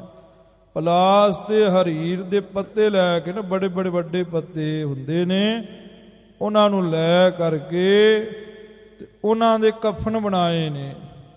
ਤੇ ਉਹਨਾਂ ਕਫਨਾਂ ਦੇ ਵਿੱਚ ਕਫਨ ਨਾਮ ਖਫਨਾਂ ਦਾ ਹੈ। ਉਹਨਾਂ ਖਫਨਾਂ ਦੇ ਵਿੱਚ ਜਿਹੜੇ ਸੂਰਮੇ ਸੀ, ਉਹਨਾਂ ਦੇ ਸਰੀਰ ਜਿਹੜੇ ਸੀ ਉਹ ਪਾਰੇ ਪਾਰੇ ਟੁਕੜੇ ਟੁਕੜੇ ਹੋਏ ਸੀ। ਉਹਨਾਂ ਟੁਕੜਿਆਂ ਨੂੰ ਅੰਦੋਖਤ ਮੈਨੇ ਇਕੱਠਿਆਂ ਕੀਤਾ। ਮੈਨੇ ਉਸ ਮੈਨੇ ਜਗ੍ਹਾ ਤੇ, ਉਸ ਜੰਗ ਦੀ ਜਗ੍ਹਾ ਤੇ ਪਲਾਸ ਤੇ ਹਰੀਰ ਦੇ ਪੌਦਿਆਂ ਦੇ ਪੱਤਿਆਂ ਦੇ ਕਫਨਾਂ ਦੇ ਵਿੱਚ ਜਿਨ੍ਹਾਂ ਸੂਰਮਿਆਂ ਦੇ ਜਿਹੜੇ ਸਰੀਰ ਟੁਕੜੇ ਟੁਕੜੇ ਹੋ ਗਏ ਸੀ, ਉਹਨਾਂ ਟੁਕੜਿਆਂ ਨੂੰ ਇਕੱਠਿਆਂ ਕਰਨਾ ਕੀਤਾ ਇਹ ਦੰਤਾਂ ਨੇ। ਜ਼ਦੰਦ ਗੁਰਸ਼ੈਦ ਅਫਗਨਾ ਤੇ ਗੋਤੀ। ਜ਼ਦੰਦ ਗੋਰ ਸ਼ੈਦ ਅਫਗਨਾ, ਇੱਥੇ ਵਿਸ਼ਰਾਮ ਲੱਗੇਗਾ। ਸ਼ੈਦ ਨਾਮ ਸਰਦਾਰਾਂ ਦਾ ਹੈ, ਗੋਰ ਨਾਮ ਕਬਰ ਦਾ ਹੈ। ਜ਼ਦੰਦ ਦਾ ਅਰਥ ਹੈ ਜ਼ਦ ਮੈਨੇ ਮਰਨਾ, ਅੰਧ ਮੈਨੇ ਹਨ ਜੋ ਮਰੇ ਹੋਏ ਹਨ। ਜ਼ਦ ਮੈਨੇ ਮਰੇ ਹੋਏ, ਅੰਧ ਮੈਨੇ ਹਨ। ਤੇ ਤੇਗ ਤੀਰ, ਜੋ ਤੇਗ ਤੇ ਤੀਰਾਂ ਦੇ ਧਨੀ ਜੰਗ ਦੇ ਮੈਦਾਨ ਵਿੱਚ ਮਰੇ ਹੋਏ ਨੇ, ਉਹਨਾਂ ਸਰਦਾਰਾਂ ਨੂੰ ਦੰਤਾਂ ਨੇ ਇਕੱਠਿਆਂ ਕਰਕੇ, ਉਹਨਾਂ ਦੇ ਸਰੀਰ ਦੇ ਟੁਕੜਿਆਂ ਨੂੰ ਇਕੱਠਿਆਂ ਕਰਕੇ ਤੇ ਕਬਰਾਂ ਦੇ ਵਿੱਚ ਅਫਗਨਾ ਸੁੱਟ ਦਿੱਤਾ ਏ, ਅਰਥਾਤ ਪਾ ਦਿੱਤਾ ਏ। ਕਬਰਸਤਾਨਾਂ ਦੇ ਵਿੱਚ ਕੁਝਨਾਂ ਦੇ ਸਰੀਰ ਦਫਨਾ ਦਿੱਤੇ ਨੇ, ਜਿਨ੍ਹਾਂ ਦੇ ਜ਼ਿਆਦੇ ਸਰੀਰ ਟੁਕੜੇ ਟੁਕੜੇ ਹੋ ਗਏ ਸੀ ਨਾ, ਇਕੱਠੇ ਹੋਣ ਦੀ ਉਮੀਦ ਹੀ ਨਹੀਂ ਸੀ। ਵੀਰੇਨਾਥ ਦੇ ਕੋਲ ਭੇਜਣ ਦਾ ਕੋਈ ਗੁਰੂ ਖਾਲਸਾ ਜੀ ਸੁਆਬੀ ਨਹੀਂ ਸੀ, ਪਤਾ ਹੀ ਨਹੀਂ ਸੀ ਲੱਗਦਾ ਵੀ ਇਹ ਕੌਣ ਹੈ ਕੌਣ ਨਹੀਂ। ਉਹਨਾਂ ਨੂੰ ਦੇਖ ਕਰਕੇ ਕਬਰਸਤਾਨ, ਉਹਨਾਂ ਸ਼ਾਇਦ ਸਰਦਾਰਾਂ ਨੂੰ ਗੋਰ ਕਬਰਸਤਾਨਾਂ ਦੇ ਵਿੱਚ ਅਫਗਨਾ ਮੈਨੇ ਸੁੱਟ ਦਿੱਤਾ, ਪਾ ਦਿੱਤਾ ਏ। ਪਲਾਸੀ ਤੇ ਹਰੀਰ ਦੇ ਪੱਤਿਆਂ ਦੇ ਵਿੱਚ ਉਹਨਾਂ ਦੇ ਸਰੀਰ ਦੇ ਟੁਕੜਿਆਂ ਨੂੰ ਇਕੱਠਿਆਂ ਕਰਕੇ ਐਸੇ ਖਫਨਾਂ ਵਿੱਚ ਪਾ ਕਰਕੇ ਕੇ ਨਾਲਾਨ ਚੰਗੋ ਦਫੋ ਦੋਹਲ ਕੋ। ਸਾਹਿਬ ਜੀ ਕਹਿੰਦੇ ਨੇ ਕਿ ਚੰਗਾ ਡਫਾਂ ਢੋਲਾਂ ਤੇ ਨਕਾਰਿਆਂ ਦੇ ਨਾਲ ਆਣ ਮੈਨੇ ਰੌਲਾ ਗੌਲਾ, ਚੰਗਾ ਰੌਲਾ ਗੌਲਾ ਉਹਨਾਂ ਨੇ ਪਾਉਣਾ ਕੀਤਾ ਹੈ। ਤੇ ਗੁਰੂ ਖਾਲਸਾ ਜੀ ਕਿ ਨਾਲ ਆਣ ਚੰਗੋ ਦਾ ਅਰਥ ਚੰਗਾ ਵੀ ਹੈ, ਜੇ ਚੰਗੋ ਵਾਜੇ ਦਾ ਨਾਮ ਵੀ ਹੈ। ਜੇ ਵਾਜੇ ਦਾ ਅਰਥ ਲੈਣਾ ਹੈ ਫਿਰ ਚੰਗੋ ਅੱਗੇ ਲੱਗੇਗਾ। ਉਹ ਚੰਗਾ ਉਹਨਾਂ ਨੇ ਰੌਲਾ ਗੌਲਾ ਪਾਉਣਾ ਕੀਤਾ ਏ। ਡਫਾਂ ਦੇ ਨਾਲ, ਕੋਸ ਨਗਾਰਿਆਂ ਤੇ ਦੋਹਲ ਨਾਮ ਮਰਦੰਗ ਦਾ ਏ। ਨਾਲ ਆਣ ਰੋਣ ਦਾ ਅਰਥ ਹੈ ਗੁਰੂ ਖਾਲਸਾ ਜੀ। ਉਹਦਾ ਇਹਨਾਂ ਨੇ ਭਾਵੀ ਅਰਥ ਰੌਲਾ ਗੌਲਾ ਕਰ ਦਿੱਤਾ ਏ। ਅੱਖਰੀ ਅਰਥ ਹੁੰਦਾ ਏ ਨਾਲ ਆਣ, ਫਾਰਸੀ ਵਿੱਚ ਰੋਣ ਨੂੰ ਕਹਿੰਦੇ ਆ। ਜਦੋਂ ਸੂਰਮੇ ਬਹੁਤੇ ਮਰ ਗਏ ਤੇ ਬਹੁਤਾ ਉਹਨਾਂ ਨੇ ਰੋਣਾ ਕੀਤਾ ਤੇ ਸ਼ਰਧਾਂਜਲੀ ਦੇਣ ਵਾਸਤੇ ਨਗਾਰੇ, ਮਰਦੰਗ ਤੇ ਡਾਫ ਆਦਿਕ ਵਜਾਉਣਾ ਕੀਤੇ। ਚੰਗੋ ਗੁਰੂ ਖਾਲਸਾ ਜੀ ਦੇਲੀ ਦੀਪਕ ਹੈ। ਸ਼ੁਦਹ ਗੋਸ਼ ਕਰ ਰਾਜੇ ਧਨ ਬੁਰਦ ਹੋ। ਹਾਂ, ਸੂਰਮਿਆਂ ਨੂੰ ਸ਼ਰਧਾਂਜਲੀ ਦੇਣ ਲਈ ਜਦੋਂ ਉਹਨਾਂ ਨੇ ਨਗਾਰੇ ਵਜਾਏ, ਉਹਨਾਂ ਨਗਾਰਿਆਂ ਆਦਿਕਾਂ ਦੀ ਆਵਾਜ਼ ਨੂੰ ਸੁਣ ਕੇ, ਡਫਾਂ ਦੀ ਤੇ ਮਰਦੰਗਾਂ ਦੀ ਆਵਾਜ਼ ਨੂੰ ਸੁਣ ਕਰਕੇ ਕੰਨੋਂ ਸੇ ਬਹਿਰੇ ਹੋ ਗਏ। ਜਿਨ੍ਹਾਂ ਨੇ ਆਵਾਜ਼ ਸੁਣੀ ਉਹ ਕੰਨਾਂ ਤੋਂ ਬਹਿਰੇ ਹੋ ਗਏ ਅਤੇ ਨਗਾਰਿਆਂ ਦੀ ਆਵਾਜ਼ ਨੇ ਉਹਨਾਂ ਦੇ ਸਰੀਰ ਤੋਂ ਉਹਨਾਂ ਦੀ ਅਕਲ ਦੂਰ ਲੈ ਗਏ। ਉਹਨਾਂ ਦੀ ਅਕਲ ਜਿਹੜੀ ਸੀ ਉਹਨੂੰ ਦੂਰ ਲੈ ਗਏ। ਬੁਰਦ ਮੈਨੇ ਲੈ ਗਏ, ਹੋਸ਼ ਮੈਨੇ ਅਕਲ, ਤਨ ਮੈਨੇ ਸਰੀਰ, ਜ਼ੇਦਾ ਅਰਥ ਤੋਂ ਬਹਿਰੇ, ਕਰਰਾ ਮੈਨੇ ਬਹਿਰੇ, ਗੋਸ਼ ਮੈਨੇ ਕੰਨ, ਸ਼ੁਦਹ ਮੈਨੇ ਹੋਏ। ਕੰਨਾਂ ਤੋਂ ਬਹਿਰੇ ਹੋਏ ਹਨ ਤੇ ਉਹਨਾਂ ਦੀ ਹੋਸ਼ ਨਗਾਰਿਆਂ ਦੀ ਆਵਾਜ਼ ਸਰੀਰ ਤੋਂ ਦੂਰ ਲੈ ਗਈ ਹੈ। ਸਦਾਏ ਨਿਹੰਗਾਨ ਅਫਰੀਤ ਮਸਤ। ਅਫਰੀਤ ਮੈਨੇ ਸ਼ੈਤਾਨ, ਭੂਤ ਪ੍ਰੇਤ। ਸੂਰਮੇ ਜਿਹੜੇ ਨੇ ਜਦੋਂ ਸੂਰਮਿਆਂ ਨੂੰ ਕਬਰਾਂ ਵਿੱਚ ਦਫਨਾਉਂਦੇ ਨੇ, ਰੋਂਦੇ ਨੇ, ਤੇ ਉਹਨਾਂ ਦੇ ਰੋਣ ਦੀ ਆਵਾਜ਼ ਨੂੰ ਸੁਣ ਕਰਕੇ ਜਿਹੜੇ ਭੂਤ ਪ੍ਰੇਤ ਨੇ ਉਹ ਮਸਤ ਹੋ ਗਏ। ਨਿਹੰਗਾਨ ਮੈਨੇ ਸੂਰਮੇ, ਜਿਨ੍ਹਾਂ ਦਾ ਮਗਰ ਮੱਛਾਂ ਵਰਗਾ ਨਿਧੜਕ ਸੁਭਾਅ ਹੈ, ਉਹਨਾਂ ਦੀਆਂ ਸਦਾਏ ਆਵਾਜ਼ਾਂ ਨੂੰ ਸੁਣ ਕਰਕੇ ਤੇ ਦਫਨਾ ਕਰਕੇ ਫਿਰ ਗੁੱਸੇ ਦੇ ਵਿੱਚ ਆ ਕਰਕੇ ਦੇਵਤਿਆਂ ਨੂੰ ਵੰਗਾਰਦੇ ਨੇ ਦੈਂਤ, ਤੇ ਫਿਰ ਉਹਨਾਂ ਦੀ ਆਵਾਜ਼ਾਂ ਨੂੰ ਸੁਣ ਕਰਕੇ, ਗਰਜਾਂ ਨੂੰ ਸੁਣ ਕਰਕੇ ਭੂਤ ਪ੍ਰੇਤ ਮਸਤ ਹੋ ਗਏ ਹਨ। ਕੇ ਚਾਲਾਕ ਚੌਗਾਨ ਗੁਸਤਾਖੋ ਦਸਤ। ਹਾਂ, ਉਹ ਸੂਰਮੇ ਜੰਗ ਦੇ ਮੈਦਾਨ ਵਿੱਚ ਗੱਜਦੇ ਪਏ ਨੇ। ਚੌਗਾਨ ਮੈਨੇ ਘੋੜ ਦੌੜ, ਚਾਲਾਕ ਮੈਨੇ ਚੰਚਲ, ਜੋ ਘੋੜ ਦੌੜ ਦੇ ਵਿੱਚ ਬੜੇ ਚੰਚਲ ਨੇ। ਪੋਲੋ ਦੀ ਖੇਡ ਨੂੰ ਚੌਗਾਨ ਕਹਿੰਦੇ ਨੇ। ਪੋਲੋ ਦੀ ਖੇਡ ਦੇ ਵਿੱਚ ਜੋ ਘੋੜੇ ਦੜਾਉਣ ਦੇ ਵਿੱਚ ਬੜੇ ਚਲਾਕ ਨੇ। ਜੰਗ ਰੂਪੀ ਪੋਲੋ ਦੀ ਖੇਡ ਦੇ ਵਿੱਚ ਜੋ ਘੋੜੇ ਭਜਾਉਣ ਦੇ ਵਿੱਚ ਬੜੇ ਚਲਾਕ ਨੇ। ਕਿ ਮੈਨੇ ਜੋ ਤੇ ਦਸਤ ਮੈਨੇ ਹੱਥਾਂ ਕਰਕੇ, ਗੁਸਤਾਖ ਚੰਚਲ ਨੇ, ਭਾਵ ਹੱਥਾਂ ਦੇ ਬੜੇ ਤੇਜ਼ ਨੇ। ਹੱਥਾਂ ਦੇ ਨਾਲ ਉਹ ਚੰਗੀ ਕਿਰਪਾਨ ਘੁਮਾਉਂਦੇ ਨੇ, ਚੰਗਾ ਨੇਜਾ ਘੁਮਾ ਕੇ ਮਾਰਦੇ ਨੇ। ਐਸੇ ਸੂਰਮਿਆਂ ਦੇ ਜੰਗੀ ਬੋਲਿਆਂ ਨੂੰ ਸੁਣ ਕਰਕੇ ਭੂਤ ਪ੍ਰੇਤ ਵੀ ਮਸਤ ਹੋ ਗਏ ਨੇ, ਬਲਹਾਰੇ ਜਾਂਦੇ ਨੇ। ਐਸੇ ਸੂਰਮਿਆਂ ਤੋਂ ਪਹਿਲਾਂ ਉਹਨਾਂ ਨੇ ਆਪਣੇ ਭਰਾਵਾਂ ਨੂੰ ਦਫਨਾਇਆ ਏ ਤੇ ਫਿਰ ਉਹ ਗੁੱਸਾ ਕਰਕੇ ਜੰਗ ਦੇ ਮੈਦਾਨ ਵਿੱਚ ਗੱਜੇ ਨੇ। ਉਹਨਾਂ ਦੀ ਗੜਗੱਜ ਨੂੰ ਸੁਣ ਕੇ ਭੂਤ ਪ੍ਰੇਤ ਮਸਤ ਹੋ ਗਏ ਨੇ। ਦਰੇ ਆਤਸ਼ੀ ਜਦ ਦੋਸੂ ਨਾਮ ਬਾਦਾ। ਮਹਾਰਾਜ ਕਲਗੀਧਰ ਜੀ ਕਹਿੰਦੇ ਜਦੋਂ ਦੰਤਾਂ ਨੇ ਗੜਗੱਜ ਪਾਈ ਨਾ, ਉਹਨਾਂ ਨੂੰ ਵੇਖ ਕੇ ਅੱਗੋਂ ਦੇਵਤੇ ਵੀ ਗੱਜੇ ਹਨ। ਤੇ ਨਾਮਦਾਰ ਮੈਨੇ ਪ੍ਰਸਿੱਧ, ਸੂ ਮੈਨੇ ਪਾਸਿਆਂ, ਦੋ ਮੈਨੇ ਦੋਨਾਂ। ਇਸ ਤਰ੍ਹਾਂ ਦੋਨੋਂ ਹੀ ਪਾਸਿਆਂ ਤੋਂ ਪ੍ਰਸਿੱਧ ਸੂਰਮਿਆਂ ਦੇ ਵਿੱਚ ਅੱਗ ਬਲ ਗਈ ਹੈ। ਦਰੇ ਮੈਨੇ ਵਿੱਚ, ਆਤਿਸ਼ੀ ਮੈਨੇ ਅੱਗ, ਜ਼ਦ ਮੈਨੇ ਬਲੀ। ਜ਼ਦ ਦਾ ਅਰਥ ਉਹਦਾ ਮਾਰਨਾ ਹੁੰਦਾ ਹੈ, ਪਰ ਜਦੋਂ ਇਹ ਸ਼ਬਦ ਆਤਿਸ਼ੀ ਦੇ ਨਾਲ ਆ ਕੇ ਜੁੜ ਜਾਂਦਾ ਹੈ ਉਦੋਂ ਇਹਦਾ ਅਰਥ ਬਲੀ ਬਣ ਜਾਂਦਾ ਹੈ। ਅੱਗ ਬਲੀ, ਇਹ ਗੁਰੂ ਖਾਲਸਾ ਜੀ ਫਾਰਸੀ ਦਾ ਇੱਕ ਮੁਹਾਵਰਾ ਹੈ। ਸਾਹਿਬ ਜੀ ਕਹਿੰਦੇ ਨੇ ਉਹ ਦੋਨਾਂ ਹੀ ਸੂਰਮਿਆਂ ਦੇ ਵਿੱਚ ਬਹੁਤੀ ਅੱਗ ਬਲੀ ਹੈ। ਭਾਵ ਦੋਨੋਂ ਹੀ ਪਾਸਿਆਂ ਦੇ ਸੂਰਮੇ ਜੋਸ਼ ਵਿੱਚ ਆਏ ਨੇ। ਦੇਵਤਿਆਂ ਦੀਆਂ ਗਾਲਾਂ, ਦੈਂਤਾਂ ਦੀਆਂ ਗਾਲਾਂ ਸੁਣ ਕੇ ਦੇਵਤਿਆਂ ਵੀ ਅੱਗੋਂ ਗਾਲਾਂ ਦਾ ਚੋਖਾ ਪ੍ਰਸ਼ਾਦ ਦੈਂਤਾਂ ਨੂੰ ਦਿੱਤਾ ਏ। ਉੱਚੀ ਉੱਚੀ ਗੱਜੇ ਨੇ, ਆਤਸ਼ੀ ਤੱਤੇ ਨੂੰ ਸਿਹਾਰੀ ਲਗਾ ਲੈਣੀ। ਫਰਿਸ਼ਤੇ ਵਾਫਰੀਤ ਸਰਾਮਦ ਸਵਾਰ। ਫਰਿਸ਼ਤਾ ਨਾਮ ਦੇਵਤਿਆਂ ਦਾ ਏ। ਇਹ ਰਾਰੇ ਨੂੰ ਸਿਹਾਰੀ ਹੈ। ਫਰਿਸ਼ਤਾ ਜਿਹੜੇ ਦੇਵਤੇ ਵ ਮੈਨੇ ਅਤੇ ਅਫਰੀਤ ਨਾਮ ਸ਼ੈਤਾਨ ਯੋਧੇ ਦੈਂਤਾਂ ਦਾ ਏ। ਅਫਰੀਤ ਦਾ ਅਰਥ ਸ਼ੈਤਾਨ ਵੀ ਹੁੰਦਾ ਏ, ਅਫਰੀਤ ਦਾ ਅਰਥ ਦੈਂਤ ਵੀ ਹੈ, ਅਫਰੀਤ ਦਾ ਅਰਥ ਯੋਧੇ ਵੀ ਹੈ। ਅਫਰੀਤ ਗੁਰੂ ਖਾਲਸਾ ਜੀ ਪਠਾਨਾਂ ਦੀ ਇੱਕ ਜਾਤੀ ਵੀ ਹੈ, ਪਰ ਕਰਨ ਦੇ ਲਿਹਾਜ਼ ਦੇ ਨਾਲ ਗੁਰੂ ਖਾਲਸਾ ਜੀ ਇੱਥੇ ਅਰਥ ਲੱਗੇਗਾ, ਇੱਥੇ ਅਰਥ ਲੱਗੇਗਾ ਦੈਂਤ। ਸਾਹਿਬ ਜੀ ਕਹਿੰਦੇ ਨੇ ਇੱਕ ਪਾਸੇ ਦੇਵਤੇ ਅਤੇ ਦੂਜੇ ਪਾਸੇ ਦੈਂਤ ਨੇ, ਤੇ ਉਹ ਕੋਈ ਮਾੜੇ ਮੋਟੇ ਸਰਦਾਰ ਨਹੀਂ ਹੈ। ਸਰਾਮਦ ਮੈਨੇ ਭਾਰੀ, ਉਹ ਸਵਾਰ ਕਹੀਏ ਘੋੜ ਸਵਾਰ ਨੇ। ਸਰਾਮਦ ਦਾ ਅਰਥ ਸਰਦਾਰ ਵੀ ਕਰਦੇ ਨੇ ਤੇ ਭਾਰੀ ਵੀ ਕਰਦੇ ਨੇ। ਫਾਰਸੀ ਲੁਗਾਤ ਦੇ ਵਿੱਚ ਗੁਰੂ ਖਾਲਸਾ ਜੀ ਸਰਾਮਦ ਦਾ ਮੂਲ ਸ਼ਬਦ ਸਰਾਮਤ ਮੰਨਿਆ ਹੈ। ਦਾਲ ਦੀ ਜਗ੍ਹਾ ਤੇ ਤੇ ਹੈ, ਦੱਦੇ ਦੀ ਜਗ੍ਹਾ ਤੇ ਤੱਤਾ ਹੈ, ਇੱਥੇ ਸਰਾਮਦ ਹੈ। ਤੇ ਮੂਲ ਸ਼ਬਦ ਫਾਰਸੀ ਲੁਗਾਤ ਵਿੱਚ ਲਿਖਿਆ ਹੈ ਸਰਾਮਤ। ਸਰਾਮਤ ਨੂੰ ਮਹਾਰਾਜ ਕਲਗੀਧਰ ਜੀ ਨੇ ਸਰਾਮਦ ਲਿਖਿਆ ਹੈ। ਇਹਦਾ ਅਰਥ ਲਿਖਿਆ ਹੈ ਵੱਡਾ, ਚਲਾਕ, ਕੱਟਣਾ, ਟੋਟੇ ਕਰਨਾ। ਇਹ 3-4 ਅਰਥ ਉਹਦੇ ਵਿੱਚ ਲਿਖੇ ਨੇ। ਤੇ ਸਵਾਮੀ ਹਰਨਾਮਦਾਸ ਜੀ ਨੇ ਸਰਾਮਤ ਦਾ ਅਰਥ ਸਰਦਾਰ ਵੀ ਲਿਖਿਆ ਹੈ। 5 ਅਰਥ ਬਣ ਗਏ, ਵੱਡਾ, ਚਲਾਕ, ਕੱਟਣਾ, ਟੋਟੇ ਕਰਨਾ ਤੇ ਸਰਦਾਰ।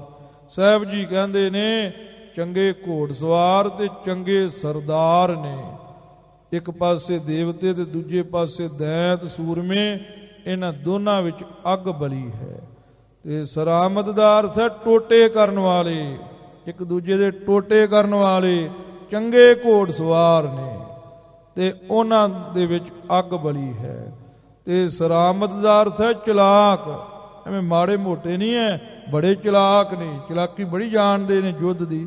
ਉਹਨਾਂ ਦੇ ਮਨਾਂ ਦੇ ਵਿੱਚ ਅੱਗ ਬਲੀ ਹੈ। ਅਜ਼ੀ ਤਰਫ ਸੁਰਗਨ ਕਸ਼ੀਦਨ ਫੌਜ। ਮਹਾਰਾਜ ਸਾਹਿਬ ਜੀ ਕਹਿੰਦੇ ਨੇ ਅਜ਼ੀ, ਅਜ਼, ਈ, ਇਹ ਦੋ ਸ਼ਬਦਾਂ ਤੋਂ ਮਿਲ ਕੇ ਅਜ਼ੀ ਬਣਿਆ ਹੈ। ਈ ਮੈਨੇ ਇਸ, ਅਜ਼ ਮੈਨੇ ਤੂੰ, ਤਰਫ ਮੈਨੇ ਪਾਸੇ, ਇਸ ਤਰਫ ਤੂੰ, ਸੁਰਗਨ ਮੈਨੇ ਦੇਵਤਿਆਂ ਨੇ, ਫੌਜ ਮੈਨੇ ਫੌਜਾਂ, ਕਸ਼ੀਦ ਅੰਧ, ਕਸ਼ੀਦ ਅੰਧ ਖਿੱਚੀਆਂ ਹਨ। ਇਸ ਪਾਸੇ ਤੋਂ ਦੇਵਤਿਆਂ ਨੇ ਆਪਣੀਆਂ ਫੌਜਾਂ ਨੂੰ ਖਿੱਚਣਾ ਕੀਤਾ ਹੈ, ਆਪਣੀਆਂ ਫੌਜਾਂ ਦੀ ਤਿਆਰੀ ਖਿੱਚਣੀ ਕੀਤੀ ਹੈ। ਇਸ ਪਾਸੇ ਤੋਂ ਦੇਵਤਿਆਂ ਨੇ ਆਪਣੀਆਂ ਫੌਜਾਂ ਦੀ ਤਿਆਰੀ ਨੂੰ ਖਿੱਚਣਾ ਕੀਤਾ ਹੈ, ਜਾਂ ਖਿੱਚਦੀਆਂ ਪਈਆਂ ਹਨ ਦੇਵਤਿਆਂ ਦੀਆਂ ਫੌਜਾਂ ਤਿਆਰੀਆਂ ਇਸ ਪਾਸੇ ਤੋਂ। 86 ਖਰਬ ਮਰਦੇ ਜੰਗੀ ਝੂਮਾ। ਮਹਾਰਾਜ ਸਾਹਿਬ ਜੀ ਕਹਿੰਦੇ ਕਿੰਨੀ ਗਿਣਤੀ ਹੈ ਦੇਵਤਿਆਂ ਦੀ ਫੌਜ ਦੀ? 86 ਖਰਬ ਮਰਦੇ ਜੰਗੀ। ਮਰਦੇ ਦੱਦੇ ਨੂੰ ਇਜਾਫਤ ਹੈ ਸਿਹਾਰੀ ਦੇ ਰੂਪ ਵਿੱਚ। ਜੋ ਜੰਗੀ ਸੂਰਮੇ ਹੈ ਨਾ ਦੇਵਤਿਆਂ ਦੇ, ਉਹਨਾਂ ਦੀ ਗਿਣਤੀ 86 ਖਰਬ ਹੈ। ਤੇ ਉਹ ਇਦਾਂ ਜੰਗ ਦੇ ਮੈਦਾਨ ਨੂੰ ਉਛਲੇ ਨੇ ਜਿਵੇਂ ਸਮੁੰਦਰ ਦੀਆਂ ਮੌਜ ਲਹਿਰਾਂ, ਚੂੰ ਜਿਵੇਂ ਉਛਲਦੀਆਂ ਨੇ। ਚੂੰ ਮੈਨੇ ਵਾਂਗ ਵੀ ਹੁੰਦਾ ਏ, ਸਮੁੰਦਰ ਦੀਆਂ ਲਹਿਰਾਂ ਦੇ ਵਾਂਗ ਜੰਗ ਦੇ ਮੈਦਾਨ ਨੂੰ ਉਛਲੇ ਨੇ। ਅਜ਼ਾਂ ਸੂ ਪਲੀਦਾਨ ਅਫਰੀਤ ਯਸ਼ਤ। ਅਜ਼ਾਂ ਮੈਨੇ ਉਸ ਪਾਸੇ ਤੋਂ, ਅਜ਼ ਆਂ, ਇਹ ਦੋ ਸ਼ਬਦਾਂ ਤੋਂ ਮਿਲ ਕੇ ਬਣਿਆ। ਅਜ਼ ਮੈਨੇ ਤੂੰ, ਆਂ ਮੈਨੇ ਉਸ। ਇਹ ਸ਼ਬਦ ਇਕੱਠਾ ਬੋਲਣਾ ਹੈ। ਮੌਲਵੀ ਅਤੀਕ ਅਹਿਮਦ ਸਾਹਿਬ ਜੀ ਕਹਿੰਦੇ ਸੀ ਜੇ ਇਹਨੂੰ ਬੋਲਾਂਗੇ ਨਾ ਅਜ਼ਾਂ, ਫਿਰ ਬਿੰਦੀ ਵਿੱਚੋਂ ਨੰਨਾ ਨਿਕਲੇਗਾ, ਉਹਦਾ ਮੀਨਿੰਗ ਬਣੇਗਾ ਅਜ਼ਾਨ ਬਾਂਗ। ਇਹਨੂੰ ਇਕੱਠਾ ਬੋਲਾਂਗੇ ਅਜ਼ਾਂ, ਇਹਦੇ ਵਿੱਚੋਂ ਐੜਾ ਨਿਕਲੇਗਾ। ਅਜ਼ ਆਂ, ਆਂ ਮੈਨੇ ਉਸ, ਅਜ਼ ਮੈਨੇ ਤੂੰ, ਸੂ ਮੈਨੇ ਪਾਸਾ, ਉਸ ਪਾਸੇ ਤੋਂ ਪਲੀਦਾਨ, ਪਲੀਦ ਇੱਕ ਵਚਨ ਹੈ, ਪਲੀਦਾਨ ਬਹੁ ਵਚਨ ਹੈ, ਬਹੁਤ ਅਪਵਿੱਤਰ, ਅਫਰੀਤ ਮੈਨੇ ਦੈਂਤ, ਜ਼ਿਸਤ ਮੈਨੇ ਬੁਰੇ ਗੱਜਦੇ ਪਏ ਨੇ ਉਸ ਪਾਸੇ ਦੇ ਵਿੱਚ। ਨਵ ਦਸ ਖਰਬ ਦਲ ਦਮਾ ਪੀਲ ਮਸਤ। ਸਾਹਿਬ ਜੀ ਕਹਿੰਦੇ ਨੇ ਉਹਨਾਂ ਦੀ ਫੌਜ ਕਿੰਨੀ ਹੈ? ਉਹਨਾਂ ਦੀ ਫੌਜ ਨਵ 10, ਨਵ 9 ਤੇ 10 19 ਖਰਬ ਉਹਨਾਂ ਦੀ ਫੌਜ ਹੈ, ਉਹਨਾਂ ਦਾ ਦਲ ਹੈ।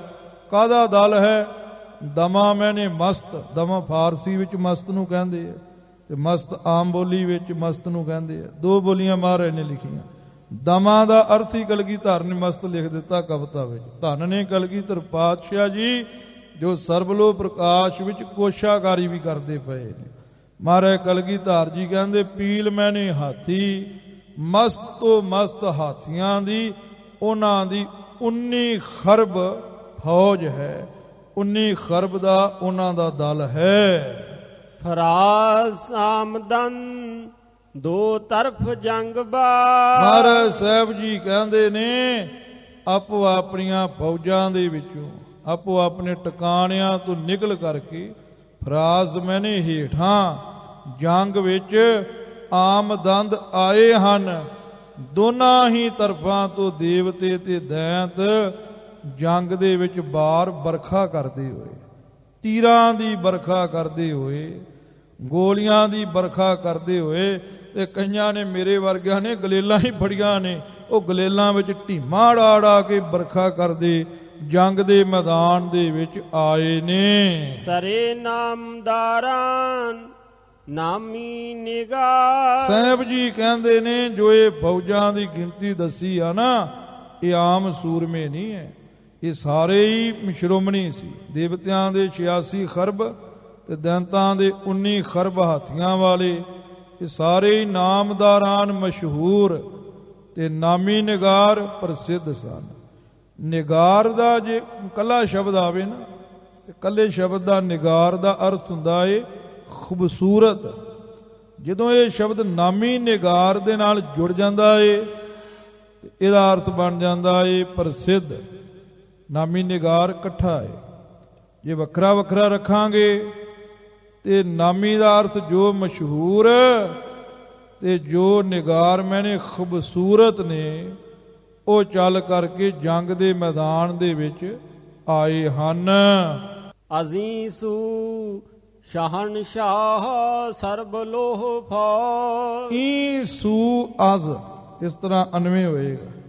ਈ ਮੈਨੇ ਇਸ, ਸੂ ਤਰਫ, ਅਜ਼ ਤੋਂ, ਇਸ ਤਰਫ ਤੋਂ, ਸ਼ਹਨਸ਼ਾਹ ਰਾਜਿਆਂ ਦੇ ਰਾਜੇ, ਸਰਬਲੋ ਭਗਵਾਨ ਦੀ ਫੌਜ ਗੱਜਦੀ ਪਈ ਹੈ। ਜ਼ਮੀਨ ਤਾਂ ਜ਼ਮਾ ਸਰਕਸ਼ੀ ਦੰਦ ਆਓ। ਸਾਹਿਬ ਜੀ ਕਹਿੰਦੇ ਨੇ ਜ਼ਮੀਨ ਧਰਤੀ ਤੋਂ ਲੈ ਕੇ ਜ਼ਮਾ ਆਕਾਸ਼ ਤਾ ਤੱਕ, ਔਜ ਉਤਾਂ ਨੂੰ, ਜਿਹੜੇ ਸਰਬਲੋ ਦੀ ਫੌਜ ਦੇ ਸਿਪਾਹੀ ਹੈ ਨਾ, ਉਹਨਾਂ ਨੇ ਸਾਰ ਮੈਨੇ ਸਿਰ, ਕਸ਼ੀਦ ਮੈਨੇ ਖਿੱਚੇ ਹੋਏ, ਅੰਧ ਮੈਨੇ ਹਨ, ਭਾਵ ਤਾਂ ਨੂੰ ਸਿਰ ਖਿੱਚੇ ਹੋਏ ਨੇ, ਆਕੜ ਕੇ ਖਲੋਤੇ ਨੇ, ਧਰਤੀ ਤੋਂ ਲੈ ਕੇ ਇਹ ਅਸਮਾਨ ਤੱਕ ਲੱਗਦੇ ਹੋਏ ਨੇ, ਨੀਵੀਆਂ ਨਹੀਂ ਪਾਈਆਂ ਹੋਈਆਂ।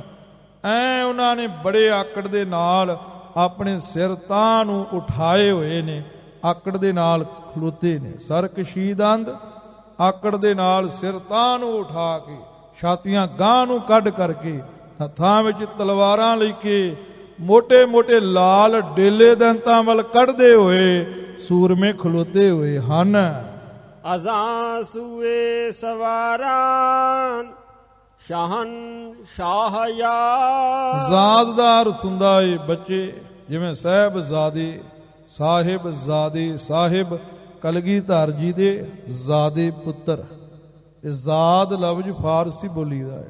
ਜ਼ਾਦ ਮੈਨੇ ਹੁੰਦਾ ਏ ਬੱਚੇ, ਤੇ ਸ਼ਹਨਸ਼ਾਹ ਇੱਥੇ ਗੁਰੂ ਖਾਲਸਾ ਜੀ ਬੀਰਜਨਾਥ ਦਾ ਨਾਮ ਹੈ, ਕਿਉਂਕਿ ਉਹ ਵੀ ਆਪਣੇ ਆਪ ਨੂੰ ਰਾਜਿਆਂ ਦਾ ਰਾਜਾ ਅਖਵਾਉਂਦਾ ਸੀ ਨਾ।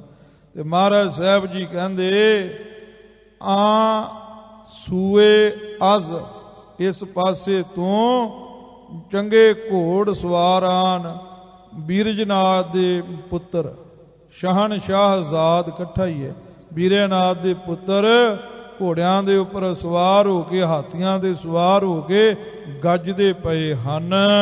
ਖਲਫ ਨਾਮਦਾਰਾਂ ਸ਼ਾਹੇ ਬੀਰਜਨਾ।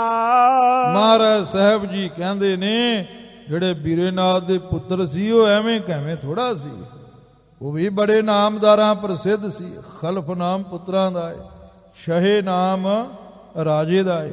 ਰਾਜੇ ਬੀਰੇਨਾਥ ਦੇ ਪੁੱਤਰ ਨਾਮਦਾਰਾਂ ਪ੍ਰਸਿੱਧ ਤੇ ਬੜੇ ਬਹਾਦਰ ਸਨ, ਜਿਹੜੇ ਸਰਬਲੋ ਦੀ ਫੌਜਾਂ ਦੇ ਸਾਹਮਣੇ ਆ ਕਰਕੇ ਜੰਗ ਕਰਨ ਵਾਸਤੇ ਅੜੇ ਹਨ। ਨਾਮਾਂਦ ਰਹ ਜ਼ਮੀ ਤਾਂ ਜ਼ਮਾਹੇ ਚ ਗਾਹ। ਮਹਾਰਾਜ ਸਾਹਿਬ ਜੀ ਕਹਿੰਦੇ 86 ਖਰਬ ਫੌਜਾਂ ਥੋੜੀਆਂ ਹੁੰਦੀਆਂ ਨੇ ਤੇ ਉਧਰ 19 ਖਰਬ ਫੌਜਾਂ ਥੋੜੀਆਂ ਹੁੰਦੀਆਂ ਨੇ। ਬੰਦਾ ਤੇ 100 ਹੋਵੇ ਤੇ ਘਰ ਭਰ ਜਾਂਦਾ ਹੈ। ਇੰਨੀਆਂ ਫੌਜਾਂ ਥੋੜੀਆਂ ਹੁੰਦੀਆਂ ਨੇ।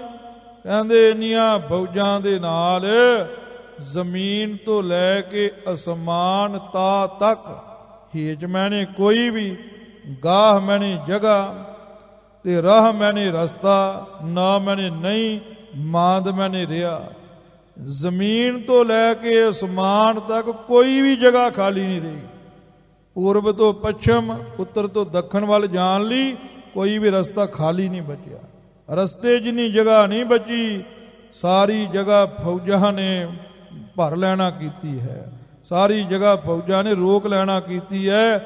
ਰਸਤੇ ਦੀ ਗੱਲ ਕੀ ਕਰੀਏ, ਕਲਗੀਧਰ ਜੀ ਕਹਿੰਦੇ ਰਤਾ ਜਿੰਨੀ ਜਗ੍ਹਾ ਵੀ ਨਹੀਂ ਬਚੀ। ਕਦੰਬਰ ਨਿਹਾਦੰਦ ਮੋਰਾ ਨ ਰਹਾ। ਮਹਾਰਾਜ ਕਲਗੀਧਰ ਜੀ ਕਹਿੰਦੇ ਨੇ ਤੁਸੀਂ ਰਸਤੇ ਦੀ ਗੱਲ ਕਰਦੇ ਹੋ, ਉੱਥੇ ਤੇ ਕੀੜੀਆਂ ਨੂੰ ਵੀ ਰਾਹ ਨਹੀਂ ਮਿਲਿਆ। ਕੀੜੀਆਂ ਦੇ ਲੰਘਣ ਵਾਲਾ ਜਿਹੜਾ ਰਾਹ ਹੈ ਨਾ, ਉਹਦੇ ਉੱਪਰ ਵੀ ਸੂਰਮਿਆਂ ਨੇ ਕਦਮ ਰੱਖੇ ਹੋਏ ਸੀ। ਕੀੜੀ ਨੂੰ ਗੁਰੂ ਖਾਲਸਾ ਜੀ ਕਿੰਨਾ ਕੁ ਥਾਂ ਚਾਹੀਦਾ ਹੈ? ਉਹਦੇ ਐ ਬਿਲਕੁਲ ਥੋੜਾ ਜਿਹਾ ਥਾਂ, ਕਣਕ ਦੇ ਦਾਣੇ ਨੂੰ ਵੀ ਥੋੜਾ ਜਿਹਾ ਥਾਂ ਹੋਵੇ ਨਾ, ਉਹਦੀ ਕੀੜੀ ਲੰਘ ਜਾਂਦੀ ਹੈ। ਸਾਹਿਬ ਜੀ ਕਹਿੰਦੇ ਇੰਨੀਆਂ ਫੌਜਾਂ, ਉਹਨਾਂ ਪੈਰਾਂ ਨਾਲ ਪੈਰ ਜੋੜੇ ਹੋਏ ਨੇ, ਇੱਕ ਦੂਜੇ ਦੇ ਪੈਰਾਂ ਦੇ ਉੱਤੇ ਪੈਰ ਰੱਖੇ ਨੇ। ਮੋਰਾਨ ਮੈਨੇ ਕੀੜੀਆਂ ਦੇ ਰਾਹ ਰਸਤੇ ਵੀ ਰੋਕ ਲਏ ਨੇ। ਉਹਨਾਂ ਦੇ ਉੱਪਰ ਵੀ ਸੂਰਮਿਆਂ ਨੇ ਕਦਮ ਮੈਨੇ ਪੈਰ ਬਰ ਉਹਨਾਂ ਰਸਤਿਆਂ ਦੇ ਉੱਪਰ ਨਿਹਾਦ ਰੱਖੇ ਹੋਏ ਅੰਧ ਮੈਨੇ ਹਨ। ਉਹਨਾਂ ਦੇ ਉੱਪਰ ਵੀ ਪੈਰ ਰੱਖੇ ਹੋਏ ਹਨ। ਪੂਰਬ ਤੋਂ ਪੱਛਮ ਨੂੰ ਕੀੜੀ ਵੀ ਨਹੀਂ ਤੁਰ ਕੇ ਜਾ ਸਕਦੀ। ਬੰਦੇ ਦੀ, ਦੇਵਤੇ ਦੀ, ਪਸ਼ੂ ਦੀ ਤੇ ਗੱਲ ਹੀ ਕੀ ਕਰਨੀ ਹੈ। ਕਲਗੀਧਰ ਜੀ ਕਹਿੰਦੇ ਨੇ ਚੁਨਾਪੁਰ ਸ਼ੁਦਾ ਆਸਮਾਨੋ ਜ਼ਮੀਨ। ਮਹਾਰਾਜ ਸਾਹਿਬ ਜੀ ਕਹਿੰਦੇ ਖਾਲਸਾ ਜੀ, ਦਇਆ ਸਿੰਘ ਜੀ, ਭਾਈ ਨੰਦ ਲਾਲ ਸਾਹਿਬ ਜੀ, ਗੁਰੂ ਕਿਉ ਸਿੱਖੋ ਨੌ ਨੰਦੋ, ਚੁਣਾ ਇਸ ਤਰੀਕੇ ਨਾਲ ਔਰ ਮੈਨੇ ਭਰਿਆ, ਸ਼ੁੱਧ ਹੈ ਮੈਨੇ ਹੋਇਆ ਹੈ। ਅਸਮਾਨ ਤੇ ਜ਼ਮੀਨ, ਅਸਮਾਨ ਤੋਂ ਲੈ ਕਰਕੇ ਜ਼ਮੀਨ ਤੱਕ, ਜ਼ਮੀਨ ਤੋਂ ਲੈ ਕੇ ਅਸਮਾਨ ਤੱਕ, ਇਸ ਤਰ੍ਹਾਂ ਸਾਰਾ ਥਾਂ ਭਰਿਆ ਹੋਇਆ ਹੈ। ਅਸਮਾਨੋਂ ਦੇ ਉੱਤੇ ਹੋੜਾ ਲੱਗਾ ਹੈ। ਅਰਥ ਵੇਲੇ ਅਸਮਾਨ ਉਹ ਜ਼ਮੀਨ, ਉਹ ਮੈਨੇ ਅਤੇ ਅਸਮਾਨ ਅਤੇ ਜ਼ਮੀਨ ਦੋਨੋਂ ਹੀ ਇਸ ਤਰੀਕੇ ਨਾਲ ਭਰੇ ਹੋਏ ਹਨ। ਔਰ ਮੈਨੇ ਭਰੇ, ਸ਼ੁਦਾ ਮੈਨੇ ਹੋਏ, ਭਰੇ ਹੋਏ ਨੇ ਚੁਣਾ ਇਸ ਤਰੀਕੇ ਨਾਲ। ਮਹੋ ਮਿਹਰ ਸ਼ੁੱਧ ਗਰਦ ਲਸ਼ਕਰ ਕਮੀ। ਸਾਹਿਬ ਜੀ ਕਹਿੰਦੇ ਹੋਰ ਤੇ ਮੈਂ ਗੱਲ ਕੀ ਕਰਾਂ ਕਿਸੇ ਦੀ। ਦਿਨ ਦਾ ਰਾਜਾ ਜਿਹਨੂੰ ਦਿਨ ਕਰ ਕਹਿੰਦੇ ਨੇ, ਜਿਹੜਾ ਦਿਨ ਨੂੰ ਕਰਦਾ ਏ ਮਿਹਰ ਮੈਨੇ ਸੂਰਜ, ਤੇ ਗੁਰੂ ਖਾਲਸਾ ਜੀ ਜਿਹਨੂੰ ਨਿਸ ਦਾ ਪਤੀ ਕਹਿੰਦੇ ਨੇ, ਨਿਸਪਤ। ਮਹੋ ਮੈਨੇ ਚੰਦਰਮਾ। ਉਹਨਾਂ ਨੇ ਵੀ ਜਦੋਂ ਇੰਨੀ ਫੌਜ ਵੇਖੀ ਤੇ ਫੌਜਾਂ ਦੇ ਪੈਰਾਂ ਦੇ ਨਾਲ ਉੱਡਦੀ ਹੋਈ ਗਰਦ ਧੂੜ ਉਹਨਾਂ ਤੱਕ ਵੀ ਪਹੁੰਚੀ, ਅਸਮਾਨ ਦੇ ਵਿੱਚ ਸ਼ੁੱਧ ਹੋਈ, ਤੇ ਉਹ ਵੀ ਆਪਣੇ ਕਮੀ ਗਈਏ ਮੋਰਚਿਆਂ ਦੇ ਵਿੱਚ ਲੁਕ ਗਏ। ਭਾਵ ਸੂਰਮਿਆਂ ਦੇ ਪੈਰਾਂ ਦੀ ਧੂੜ ਦੇ ਨਾਲ ਉਹ ਵੀ ਟੱਕੇ ਗਏ, ਉਹ ਵੀ ਨਹੀਂ ਦਿਖਾਈ ਦਿੰਦੇ। ਮਨ ਉਹ ਆਪਣੇ ਮੋਰਚਿਆਂ ਦੇ ਵਿੱਚ ਜਾ ਕੇ ਲੁਕ ਗਏ ਹਨ। ਮਹ ਉਹ ਮਾ ਉੱਤੇ ਹੋੜਾ ਲੱਗਾ ਹੈ ਨਾ, ਉਹ ਮਹਿਣਾ ਅਤੇ ਦਾ ਹੈ। ਚੰਦ ਅਤੇ ਸੂਰਜ ਉਹ ਵੀ ਗੁਰੂ ਖਾਲਸਾ ਜੀ ਆਪਣੇ ਮੋਰਚਿਆਂ ਵਿੱਚ ਹੋ ਗਏ। ਜਦੋਂ ਲਸ਼ਕਰ ਫੌਜ ਦੇ ਪੈਰਾਂ ਦੀ ਗਰਦ ਧੂੜ ਜ਼ਮੀਨ ਅਤੇ ਅਸਮਾਨ ਦੇ ਉੱਪਰ ਸੰਘਣੀ ਸ਼ੁੱਧ ਮੈਨੇ ਹੋਈ ਹੈ। ਹਵਾ ਰਾਹ ਬਸਤੇ ਬਰਫ਼ ਤਨ ਗੁਰੇ। ਸਤਿਗੁਰੂ ਸਾਹਿਬ ਜੀ ਕਹਿੰਦੇ ਵੀ ਕੀੜੀਆਂ ਦੀ ਤੇ ਸੂਰਜ ਤੇ ਚੰਦਰਮੇ ਦੀ ਮੈਂ ਗੱਲ ਕੀ ਕਰਾਂ। ਹਵਾ ਜਿਹੜੀ ਹੈ ਉਹ ਤੇ ਕੀੜੀਆਂ ਤੋਂ ਵੀ ਥੋੜੀ ਥਾਂ ਦੇ ਵਿੱਚੋਂ ਦੀ ਲੰਘ ਜਾਂਦੀ ਹੈ। ਮਹਾਰਾਜ ਕਲਗੀਧਰ ਜੀ ਕਹਿੰਦੇ ਨੇ ਜਿਹੜੀਆਂ ਇਹ ਫੌਜਾਂ ਨੇ ਇਹਨਾਂ ਨੇ ਹਵਾ ਦੇ ਵੀ ਰਾਹ ਰਸਤੇ ਬਸਤੇ ਬੰਨ ਦਿੱਤੇ ਨੇ। ਪੂਰਬ ਤੋਂ ਪੱਛਮ ਨੂੰ, ਉੱਤਰ ਤੋਂ ਦੱਖਣ ਨੂੰ ਵਾਵ ਨਹੀਂ ਚੱਲ ਸਕਦੀ। ਬਰਫ਼ ਤਨ, ਬਰਫ਼ ਦਾ ਅਰਥ ਗੁਰੂ ਖਾਲਸਾ ਜੀ ਠੰਡਾ ਹੁੰਦਾ ਹੈ। ਦੇਵਤਿਆਂ ਦੇ ਸਰੀਰ ਠੰਡੇ ਹੁੰਦੇ ਨੇ, ਉਹਨਾਂ ਦੇ ਵਿੱਚੋਂ ਠੰਡਾ ਪ੍ਰਕਾਸ਼ ਨਿਕਲਦਾ ਹੈ। ਇਸ ਲਈ ਬਰਫ਼ ਤਨ ਇਕੱਠਾ ਹੀ ਹੈ। ਠੰਡੇ ਸਰੀਰਾਂ ਵਾਲੇ ਦੇਵਤੇ ਏਦਾਂ ਹਵਾ ਦੇ ਰਸਤਿਆਂ ਨੂੰ ਰੋਕ ਕਰਕੇ ਤੇ ਗੁਰੇਜ਼ ਭੱਜੇ ਹਨ ਦੈਂਤਾਂ ਦੀ ਤਰਫ ਨੂੰ। ਬਰਫ਼ ਦਾ ਅਰਥ ਹੈ ਬਰਫ਼ ਦਾ ਪਹਾੜ ਹਿਮਾਲਿਆ, ਜਿਨ੍ਹਾਂ ਦੇ ਸਰੀਰ ਹਿਮਾਲਿਆ ਜਿੱਡੇ ਜਿੱਡੇ ਉੱਚੇ ਹਨ। ਏਡੇ ਏਡੇ ਵੱਡੇ ਸਰੀਰਾਂ ਵਾਲੇ ਦੇਵਤੇ ਤੇ ਦੈਂਤ ਜੰਗ ਦੇ ਮੈਦਾਨ ਵਿੱਚ ਇੱਕ ਦੂਜੇ ਨਾਲ ਗੁੱਥਮ ਗੁੱਥੀ ਹੋਣ ਵਾਸਤੇ ਗੁਰੇਜ਼ ਭੱਜੇ ਹਨ। ਜਵਾਂ ਆਮਦੰਦ ਮਰਦ ਕਿਸ਼ਵਰ ਸਤੇ।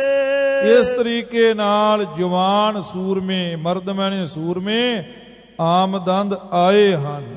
ਕਿਸ਼ਵਰ ਮੈਨੇ ਦੇਸ਼ਾਂ ਪ੍ਰਦੇਸ਼ਾਂ ਦੇ। ਦੇਵਤਿਆਂ ਦੇ ਮਦਈ ਮਨੁੱਖ ਵੀ ਗਏ ਸੀ, ਸੂਰਜ ਦੀਆਂ ਫੌਜਾਂ ਵੀ, ਚੰਦਰਮੇ ਦੀਆਂ ਫੌਜਾਂ ਵੀ, ਸਾਰੇ ਦੇਸ਼ਾਂ ਪ੍ਰਦੇਸ਼ਾਂ ਦੇ ਗਏ ਸੀ। ਸਤੇਜ, ਤੇਜੀ ਦੇ ਨਾਲ ਲੜਾਈ ਕਰਨ ਵਾਲੇ। ਸਤੇਜ ਦਾ ਅਰਥ ਲੜਾਈ ਕਰਨ ਵਾਲਾ ਵੀ ਹੁੰਦੇ ਨੇ, ਲੜਾਈ ਕਰਨ ਵਾਲਾ ਵੀ ਹੁੰਦਾ ਏ, ਤੇ ਸਤੇਜ ਦਾ ਅਰਥ ਤੇਜ ਵੀ ਹੁੰਦਾ ਹੈ। ਤੇਜੀ ਦੇ ਸਹਿਤ ਚੱਲਣ ਵਾਲੇ ਜਿਹੜੇ ਸੂਰਮੇ ਨੇ ਇਸ ਤਰ੍ਹਾਂ ਜੰਗ ਦੇ ਮੈਦਾਨ ਵਿੱਚ ਆਏ ਨੇ। ਇਹ ਤੁਰਕਾਂ ਨੇ ਮਰਦਾਂ ਹੁਸਬਰਾਨ ਖੋਏ। ਮਹਾਰਾਜ ਸਾਹਿਬ ਜੀ ਕਹਿੰਦੇ ਦੇਵਤਿਆਂ ਦੀ ਵਡਿਆਈ ਤੇ ਜਿਹੜੀ ਹੈਗੀ ਸੀ ਉਹ ਹੈਗੀ ਸੀ। ਜਿਹੜੇ ਦੈਂਤ ਸੀ ਉਹ ਵੀ ਬੜੇ ਮਹਾਨ ਬਹਾਦਰ ਸੂਰਮੇ ਸਨ। ਤੁਰਕਾਨੇ ਮਰਦਾ, ਨੰਨੇ ਨੂੰ ਸਿਹਾਰੀ ਹੈ ਕਿ ਮੈਨੇ ਜੋ ਮਰਦਾ ਮੈਨੇ ਬਹਾਦਰ, ਤੇ ਤੁਰਕਾਨੇ ਇਹ ਇਜ਼ਾਫਤ ਲੱਗੀ ਹੋਈ ਹੈ। ਇਹ ਨੰਨੇ ਨੂੰ ਸਿਹਾਰੀ ਲੱਗੀ ਹੈ ਇਜ਼ਾਫਤ ਰੂਪ ਦੇ ਵਿੱਚ। ਸੋ ਮਹਾਰਾਜ ਸਾਹਿਬ ਜੀ ਕਹਿੰਦੇ ਨੇ ਜਿਹੜੇ ਦੈਂਤ ਨੇ ਤੁਰਕਸਤਾਨ ਦੇ ਉਹ ਵੀ ਬੜੇ ਬਹਾਦਰ ਨੇ, ਕਿਉਂਕਿ ਤੁਰਕਸਤਾਨ ਕਾਬਲ ਕੰਧਾਰ ਦੇ ਬੜੇ ਬੜੇ ਗੁਰੂ ਖਾਲਸਾ ਜੀ ਪਠਾਨ ਬਹਾਦਰ ਹੁੰਦੇ ਸੀ। ਬੜੀ ਬੜੇ ਉਹ ਬਹਾਦਰੀ ਨੂੰ ਵਰਤਦੇ ਸੀ। ਇਸ ਲਈ ਮਹਾਰਾਜ ਸਾਹਿਬ ਜੀ ਨੇ ਦੈਂਤਾਂ ਨੂੰ ਤੁਰਕ ਲਿਖਿਆ ਹੈ। ਜਿਹੜੇ ਤੁਰਕਸਤਾਨ ਦੇ ਤੁਰਕ ਸੀ ਉਹ ਚੰਗਾ ਕੰਮ ਨਹੀਂ ਨਾ ਕਰਦੇ ਸੀ, ਤੇ ਦੈਂਤਾਂ ਕੋ ਵੀ ਕਦੇ ਕੋਈ ਚੰਗਾ ਕੰਮ ਨਹੀਂ ਹੋਇਆ। ਇਸ ਲਈ ਮਹਾਰਾਜ ਸਾਹਿਬ ਜੀ ਨੇ ਤੁਰਕਾਂ ਤੇ ਦੈਂਤਾਂ ਦੀ ਗਣਨਾ ਇੱਕੋ ਜੀ ਕੀਤੀ ਹੈ। ਇਸ ਲਈ ਕਲਗੀਧਰ ਜੀ ਕਹਿੰਦੇ ਤੁਰਕਾਨੇ ਦਾ ਅਰਥ ਹੈ ਦੈਂਤ। ਜਿਹੜੇ ਦੈਂਤ ਮਰਦ ਨੇ ਉਹਨਾਂ ਦੀ ਹੁਜ਼ਬਰਾਨ ਸ਼ੇਰਾਂ ਵਰਗੀ। ਹੁਜ਼ਬਰ ਇੱਕ ਸ਼ੇਰ ਨੂੰ ਕਹਿੰਦੇ ਨੇ, ਹੁਜ਼ਬਰਾਨ ਬਹੁਵਚਨ ਹੈ, ਬਹੁਤੇ ਸ਼ੇਰਾਂ ਵਰਗੀ ਖੋਏ ਆਦਤ ਵਾਲੇ। ਸ਼ੇਰ ਦੀ ਆਦਤ ਹੁੰਦੀ ਹੈ ਪਾੜ ਖਾਣਾ। ਸ਼ੇਰ ਜਿਹੜਾ ਹੈ ਗੁਰੂ ਖਾਲਸਾ ਜੀ ਉਹ ਮਰਿਆ ਹੋਇਆ ਸ਼ਿਕਾਰ ਨਹੀਂ ਜੇ ਖਾਂਦਾ, ਉਹ ਆਪਣਾ ਸ਼ਿਕਾਰ ਆਪ ਕਰਕੇ ਖਾਂਦਾ ਹੈ। ਤੇ ਐਸੇ ਜਿਹੜੇ ਸ਼ੇਰ ਦੇ ਸੁਭਾਅ ਵਾਲੇ ਦੈਂਤ ਮਰਦ ਸੂਰਮੇ ਸਨ ਉਹ ਵੀ ਜੰਗ ਦੇ ਮੈਦਾਨ ਦੇ ਵਿੱਚ ਗੱਜਦੇ ਪਏ ਨੇ। ਕਿ ਤੁਰਕਾਂ ਨੇ ਮਰਦਾਂ ਹੁਜ਼ਬਰਾਨ ਖੋਏ, ਸਤੋਹ ਆਮਦਈ ਵੋ ਆ ਤੁੰਦ ਖੋਏ। ਸਤੋਹ ਮੈਨੇ ਥਕਾਵਟ। ਮਹਾਰਾਜ ਸਾਹਿਬ ਜੀ ਕਹਿੰਦੇ ਦੇਵਤਿਆਂ ਨੂੰ ਗੱਜਦਿਆਂ ਨੂੰ ਵੇਖ ਕੇ ਦੈਂਤ ਵੀ ਗੱਜੇ, ਤੇ ਦੈਂਤਾਂ ਨੂੰ ਗੱਜਦਿਆਂ ਨੂੰ ਜੰਗ ਕਰਦਿਆਂ ਕਰਾਉਂਦਿਆਂ ਨੂੰ ਸਤੋਹ ਮੈਨੇ ਥਕਾਵਟ। ਸਤੋਹ ਦਾ ਅਰਥ ਉਸਤਤ ਵੀ ਹੁੰਦਾ ਜੀ, ਪਰ ਇੱਥੇ ਥਕਾਵਟ ਹੀ ਅਰਥ ਲੱਗੇਗਾ। ਤੇ ਆਮਦਾ ਮੈਨੇ ਆ ਗਈ, ਤੇ ਈ ਮੈਨੇ ਇਸ ਤਰੀਕੇ ਦੇ ਨਾਲ, ਇਸ ਤਰੀਕਾ ਆਪਣੇ ਕੋਲੋਂ ਲਾਉਣਾ ਹੈ, ਇਸ ਤਰੀਕੇ ਨਾਲ। ਤੇ ਦੈਂਤਾਂ ਨੂੰ ਗੁਰੂ ਖਾਲਸਾ ਜੀ ਥਕਾਵਟ ਆ ਗਈ, ਤੇ ਦੰਤਾਂ ਵੱਲ ਵੇਖ ਕਰਕੇ ਉਹ ਮੈਨੇ ਉਹ ਮੈਨੇ ਉਹਨਾਂ ਤੇ ਤੁੰਦ ਖੋਏ। ਤੁੰਦ ਦਾ ਅਰਥ ਸਖਤ ਵੀ ਹੁੰਦਾ ਜੇ, ਤੇਜ਼ ਵੀ ਹੁੰਦਾ ਜੇ, ਤੇ ਚੰਚਲ ਵੀ ਹੁੰਦਾ ਜੇ। ਤਿੰਨ ਅਰਥ ਹੁੰਦੇ ਹੈ। ਖੋਏ ਦਾ ਅਰਥ ਹੁੰਦਾ ਜੇ ਆਦਤ, ਸਖਤ ਆਦਤ ਰੱਖਣ ਵਾਲੇ, ਤੇਜ਼ ਪੁਣੇ ਦੀ, ਚੰਚਲ ਪੁਣੇ ਦੀ ਆਦਤ। ਭਾਵ ਜਿਹੜੇ ਬਹਾਦਰ ਸ਼ਰੀਰਾਂ ਵਾਲੇ ਦੇਵਤੇ ਸੀ ਨਾ, ਉਹਨਾਂ ਨੂੰ ਵੀ ਥਕਾਵਟ ਆ ਗਈ ਦੇਵਤਿਆਂ ਵੱਲ ਵੇਖ ਕਰਕੇ, ਦੈਂਤਾਂ ਵੱਲ ਵੇਖ ਕਰਕੇ। ਦੈਂਤਾਂ ਨੂੰ ਤੇ ਥਕਾਵਟ ਆਈ ਉਹ ਮੈਨੇ, ਅਤੇ ਉਹਨਾਂ ਦੇਵਤਿਆਂ ਨੂੰ ਵੀ, ਜਿਹੜੇ ਤੇਜ਼ ਸੁਭਾਅ ਰੱਖਣ ਵਾਲੇ, ਉਹਨਾਂ ਨੂੰ ਵੀ ਥਕਾਵਟ ਆ ਗਈ। ਦੋਨਾਂ ਹੀ ਪਾਸਿਆਂ ਤੋਂ ਸੂਰਮੇ ਥੱਕ ਗਏ ਨੇ। ਹਵਾਮ ਤਯੂਰ ਗੁੰਮ ਕਰਦ ਰਾਹ। ਸਾਹਿਬ ਜੀ ਕਹਿੰਦੇ ਜੰਗ ਕਿਹੜਾ ਥੋੜਾ ਕੀਤਾ ਸੀ ਇਹਨਾਂ ਨੇ ਹਵਾਮ ਜ਼ਮੀਨ ਤੋਂ ਕੀੜੀਆਂ ਦੇ ਤੇ ਅਸਮਾਨ ਤੋਂ ਤਯੂਰ ਪੰਛੀਆਂ ਦੇ ਰਾਹ ਗੁੰਮ ਕਰ ਦਿੱਤੇ ਸਨ। ਰਾਹ ਇਹਨਾਂ ਨੇ ਮੇਟ ਲਏ ਸਨ, ਤੇ ਇਹਨਾਂ ਨੂੰ ਥਕਾਵਟ ਕਿਉਂ ਨਹੀਂ ਸੀ ਹੋਣੀ?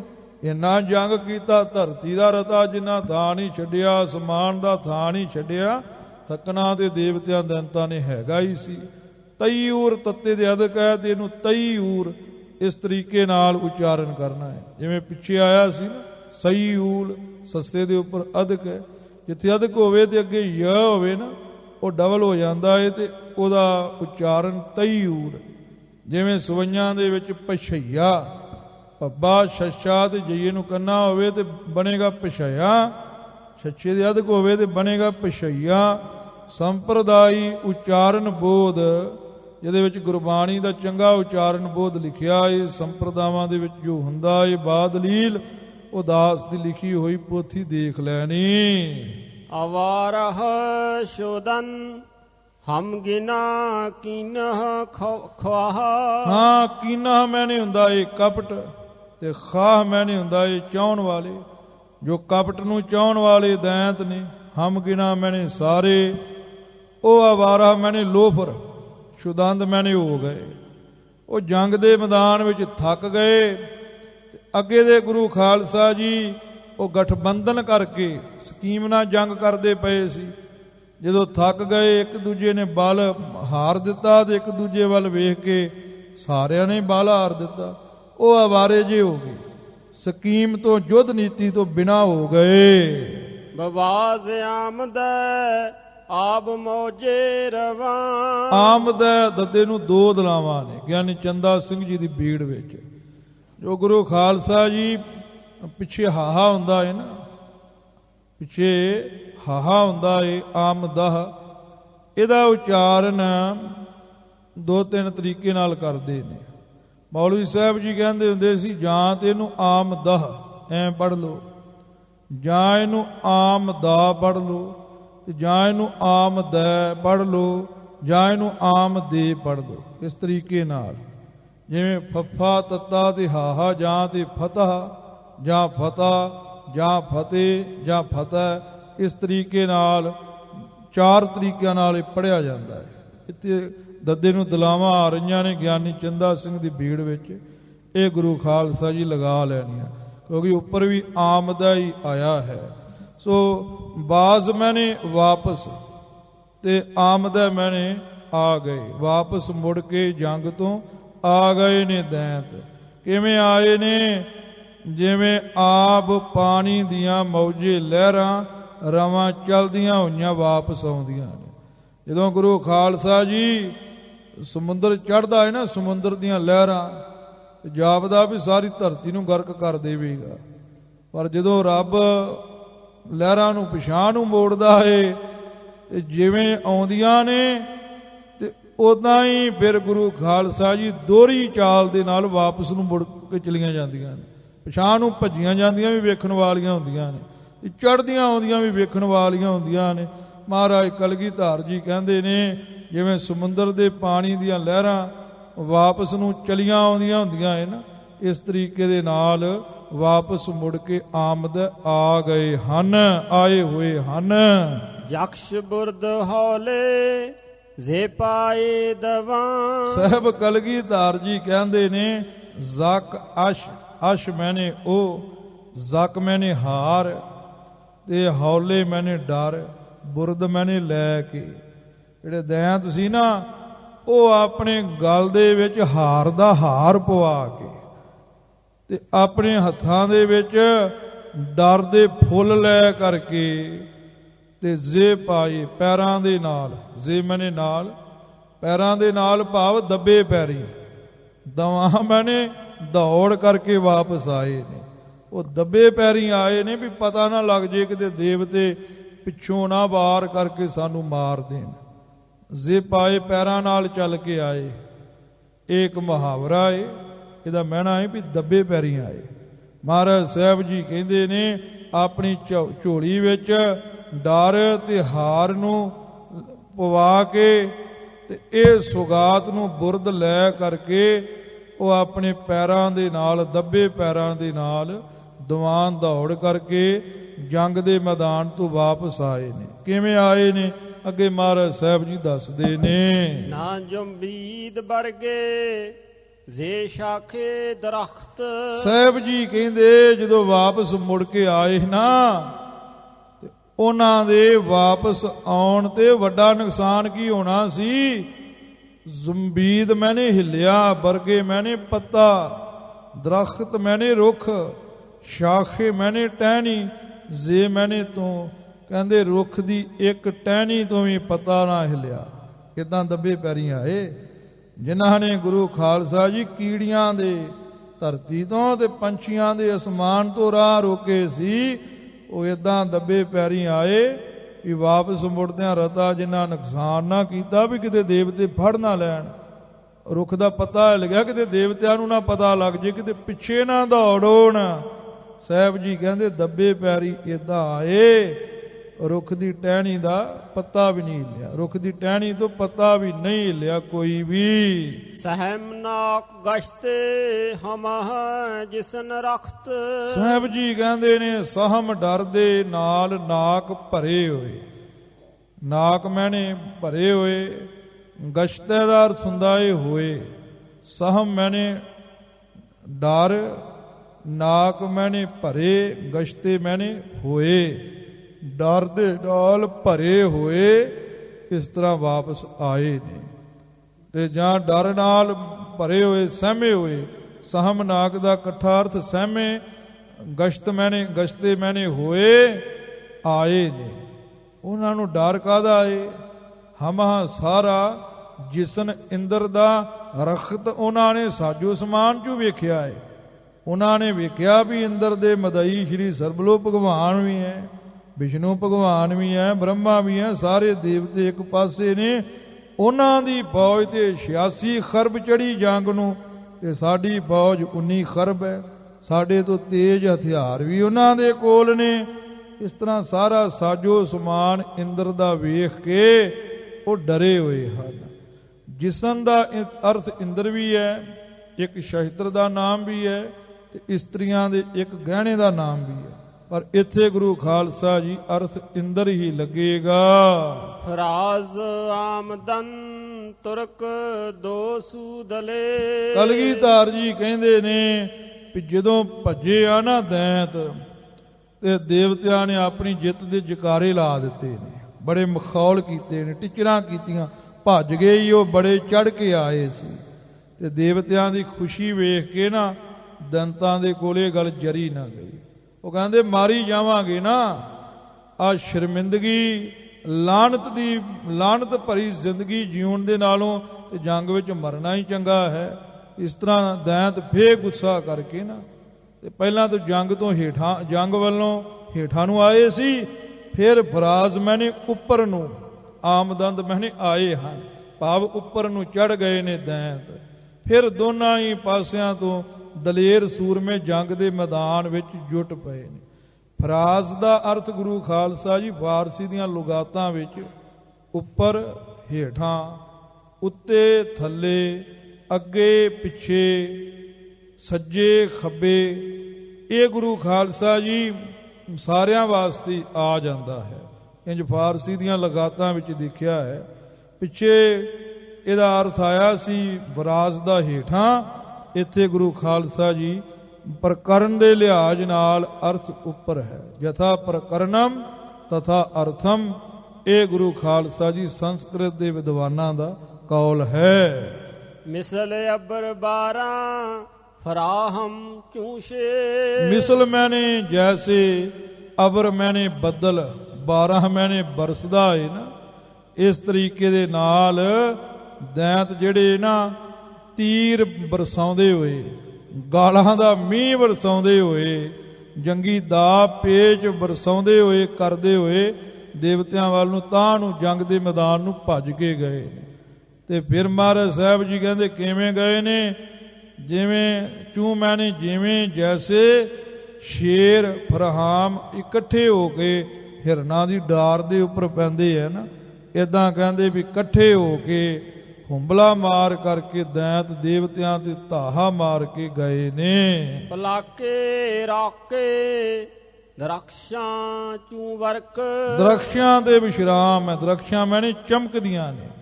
ਇਰਾਕੇ, ਕੱਕੇ ਦੇ ਪੈਰ ਵਿੱਚ ਕਾਫ ਹੈ ਬੜੀ, ਇਰਾਕੇ, ਇਰਾਕੇ ਮੈਨੇ ਇਰਾਕ ਦੇਸ਼ ਦੀਆਂ, ਪਲਾਕੇ ਮੈਨੇ ਤਲਵਾਰਾਂ। ਪਲਾਕੇ ਦਾ ਅਰਥ ਉਦਾਂ ਦੇ ਟਪੂਸੀ ਪਲਾਕੀ ਹੁੰਦਾ ਹੈ, ਤੇ ਪਲਾਕੀ ਤੋਂ ਅਰਥ ਘੋੜੇ ਦਾ ਵੀ ਲੈਂਦੇ ਨੇ, ਕਿਉਂਕਿ ਘੋੜੇ ਦੇ ਉੱਪਰ ਪਲਾਕੀ ਮਾਰ ਕੇ ਬਹੀਦਾ ਹੈ। ਜਦੋਂ ਗੁਰੂ ਖਾਲਸਾ ਜੀ ਤਲਵਾਰ ਚਲਾਈ ਦੀ, ਗਤਕਾ ਖੇਲੀ ਦਾ ਜਾਂ ਬਾਰ ਕਰੀ ਦਾ ਜੰਗ ਦੇ ਮੈਦਾਨ ਵਿੱਚ, ਉਦੋਂ ਵੀ ਪਲਾਕੀ ਮਾਰੀ ਦੀ ਹੈ। ਇਸ ਲਈ ਪਲਾਕੇ ਦਾ ਅਰਥ ਇੱਥੇ ਤਲਵਾਰ ਕੀਤਾ ਹੈ। ਇਰਾਕ ਦੀਆਂ ਤਲਵਾਰਾਂ ਚਮਕਦੀਆਂ ਨੇ ਉਹਨਾਂ ਦੇ ਹੱਥਾਂ ਵਿੱਚ, ਕਿਵੇਂ?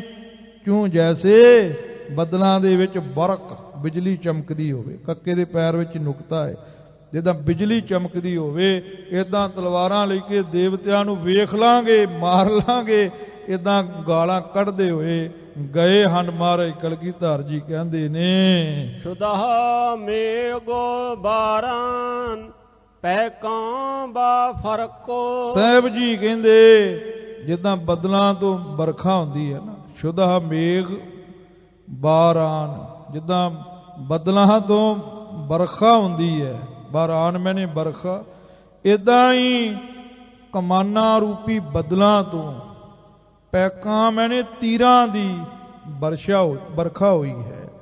ਤੇ ਗੁਰੂ ਖਾਲਸਾ ਜੀ ਜਿਹੜੀ ਬੱਦਲਾਂ ਤੋਂ ਬਰਖਾ ਹੁੰਦੀ ਉਹ ਧਰਤੀ ਤੇ ਹੋਈ ਹੈ। ਕਮਾਨਾਂ ਰੂਪੀ ਬੱਦਲਾਂ ਤੋਂ ਤੀਰਾਂ ਰੂਪੀ ਬਰਖਾ ਕਿੱਥੇ ਹੋਈ ਹੈ? ਫਰਕ ਨਾਮ ਖੋਪੜੀਆਂ ਦਾ ਹੈ, ਸਿਰਾਂ ਦਾ ਹੈ, ਬ ਨਾਮ ਉੱਪਰ ਦਾ ਹੈ। ਦੇਵਤਿਆਂ ਦੇ ਸਿਰਾਂ ਦੇ ਉੱਪਰ ਇਹ ਬਰਖਾ ਹੋਈ ਹੈ। ਤੀਰਾਂ ਦੀ ਬਰਖਾ ਕਮਾਨਾਂ ਰੂਪੀ ਬੱਦਲਾਂ ਤੋਂ ਸ਼ੁਦਾ ਮੈਨੇ ਹੋਈ ਹੈ। ਬਾਰਾਨ ਮੈਨੇ ਬਰਖਾ ਬਾਰਿਸ਼। ਕਿਆ ਅਲੰਕਾਰ ਕਲਗੀਧਰ ਜੀ ਲਿਖਦੇ ਪਏ ਨੇ। ਅਬਰ ਆਹਾਨੀ ਹਰ ਤਰਫ ਗੋਏ ਬੁਰਦ। ਸਾਹਿਬ ਜੀ ਕਹਿੰਦੇ ਦੈਂਤਾਂ ਨੇ ਜਦੋਂ ਤੀਰ ਵਰਸਾਏ ਤੇ ਦੇਵਤਿਆਂ ਕਿਹੜੀ ਘਟ ਕਰਨੀ ਸੀ, ਉਹਨਾਂ ਵੀ ਅੱਗੋਂ ਤੀਰ ਚਲਾਏ ਨੇ। ਇਸ ਤਰ੍ਹਾਂ ਅਬਰ ਆਹਨੀ ਲੋਹੇ ਦੇ ਬੱਦਲ ਬਰਖੇ ਨੇ, ਭਾਵ ਕਮਾਨਾਂ ਰੂਪੀ ਬੱਦਲਾਂ ਤੋਂ ਤੀਰਾਂ ਰੂਪੀ ਬਰਖਾ ਹੋਈ ਹੈ, ਦੋਨਾਂ ਹੀ ਪਾਸਿਆਂ ਤੋਂ, ਹਰ ਤਰਫ, ਹਰੇਕ ਤਰਫ ਤੋਂ। ਦੇਵਤਿਆਂ ਨੇ ਦੈਂਤਾਂ ਵੱਲ ਤੇ ਦੈਂਤਾਂ ਨੇ ਦੇਵਤਿਆਂ ਵੱਲ ਇਹ ਬਰਖਾ ਕੀਤੀ ਹੈ। ਤੇ ਆਖਰ ਮਹਾਰਾਜ ਸਾਹਿਬ ਜੀ ਕਹਿੰਦੇ ਹੈ ਵੀ ਜਿਹੜੀ ਜਿੱਤ ਰੂਪੀ ਗੇਂਦ ਹੈ ਪੋਲੋ ਦੀ ਮੈਦਾਨ ਦੇ ਵਿੱਚ ਇੱਕ ਦੇ ਹੱਥ ਹੀ ਆਉਣੀ ਸੀ ਨਾ। ਇਹ ਜੰਗ ਜਿਹੜਾ ਇਹ ਪੋਲੋ ਦੇ ਮੈਦਾਨ ਵਰਗਾ ਹੈ। ਇਹਦੇ ਵਿੱਚ ਜੰਗ ਦੀ ਜਿੱਤ ਰੂਪੀ ਗੇਂਦ ਜੋ ਹੈ ਉਹਨੂੰ ਫਿਰ ਚੰਗੇ ਜੰਗ ਦੇ ਖਿਡਾਰੀ, ਪੋਲੋ ਦੇ ਖਿਡਾਰੀ, ਚੰਗੇ ਘੋੜਸਵਾਰ ਜਿਹੜੇ ਦੇਵਤੇ ਨੇ ਉਹ ਬੁਰਦ ਲੈ ਗਏ, ਭਾਵ ਦੇਵਤਿਆਂ ਦੀ ਜਿੱਤ ਹੋ ਗਈ। ਜੈਕਾਰਾ ਜਾਵੇ, ਨਿਹਾਲ ਹੋ ਜਾਵੇ। ਸਤਿ ਸ੍ਰੀ ਅਕਾਲ।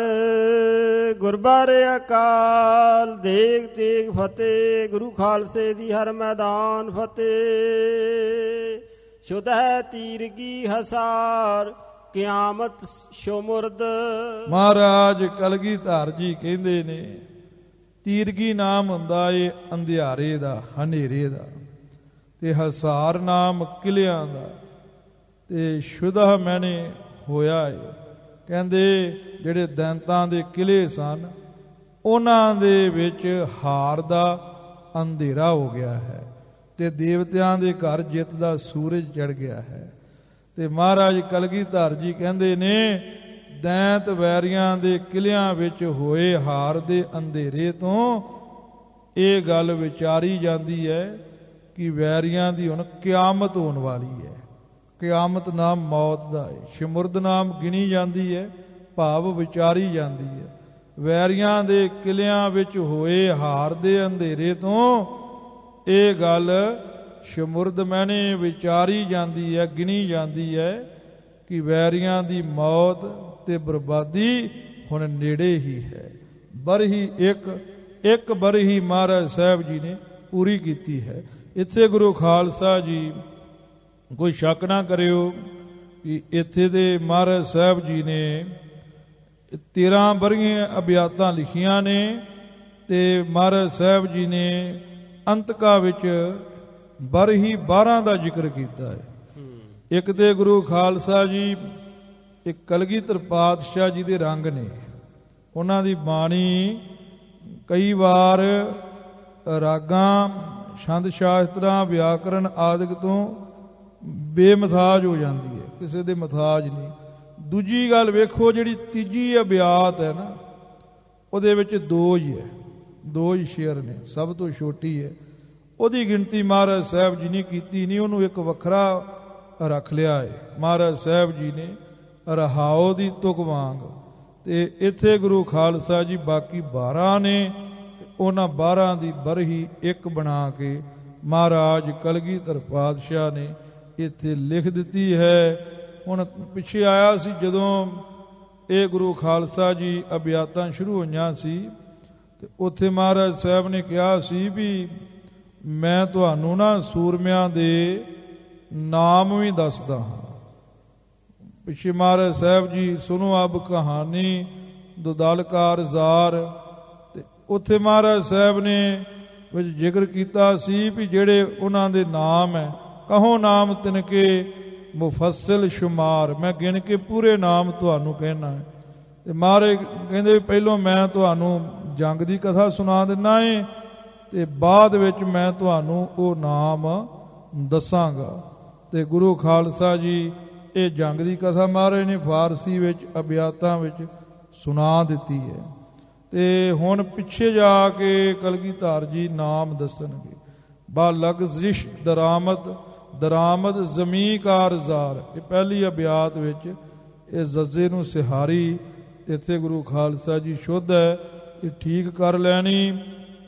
ਤੇ ਇਹ ਪਾਠ ਗਿਆਨੀ ਬਲਕਾਰ ਸਿੰਘ ਜੀ ਅਤੀ ਸਤਿਕਾਰਯੋਗ, ਤੇ ਉਹਨਾਂ ਨੇ ਗੁਰੂ ਖਾਲਸਾ ਜੀ ਆਪ ਨੂੰ ਸਰਵਣ ਕਰਵਾਇਆ ਏ। ਗਿਆਨੀ ਬਲਕਾਰ ਸਿੰਘ ਜੀ ਗੁਰੂ ਨਾਨਕ ਦਲ ਬੜੀਆਂਵਾਲ, ਉਹਨਾਂ ਦੀ ਰਸਨਾ ਤੋਂ ਤੁਸਾਂ ਨੇ ਸਰਵਣ ਕੀਤਾ। ਜਿਵੇਂ ਇਹ ਪਾਠ ਇਹਨਾਂ ਨੇ ਉੱਚੀ ਸੁਰ ਵਿੱਚ ਕੀਤਾ ਏ, ਇਦਾਂ ਹੀ ਮਹਾਰਾਜ ਨੇ ਪਾਠ ਕਰਨ ਦਾ ਇਹ ਹੁਕਮ ਕੀਤਾ ਹੈ। ਅਜ਼ਾਨ ਜਿੱਦਾਂ ਬਾਂਗ ਦਿੰਦੇ ਆ ਨਾ ਉੱਚੀ ਉੱਚੀ, ਇਦਾਂ ਇਹਨੂੰ ਪੜ੍ਹਨਾ ਹੈ। ਸਵਾਓ ਆਖਰ ਦੀਆਂ ਪੰਕਤੀਆਂ ਪੜ੍ਹ ਕੇ ਸਮਾਪਤੀ ਕਰੀਏ। ਪਲਾਕੇ ਇਰਾਕੇ ਦਰਖਸ਼ਾਂ ਚੂੰ ਬਰਕਾ, ਸ਼ੁਦਾ ਮੇਘ ਬਾਰਾਨ ਪੈ ਕਾਂਬਾ ਫਰਕਾ, ਅਬਰ ਆਹਨੀ ਹਰ ਤਰਫ ਗੋਏ ਬੁਰਦ, ਸ਼ੁਦਾ ਤੀਰਗੀ ਹਸਾਰ ਕਿਆਮਤ ਸ਼ੁਬੁਰਦ, ਬਰਹੀ ਇੱਕ। ਵਾਹਿਗੁਰੂ ਜੀ ਕਾ ਖਾਲਸਾ, ਵਾਹਿਗੁਰੂ ਜੀ ਕੀ ਫਤਿਹ।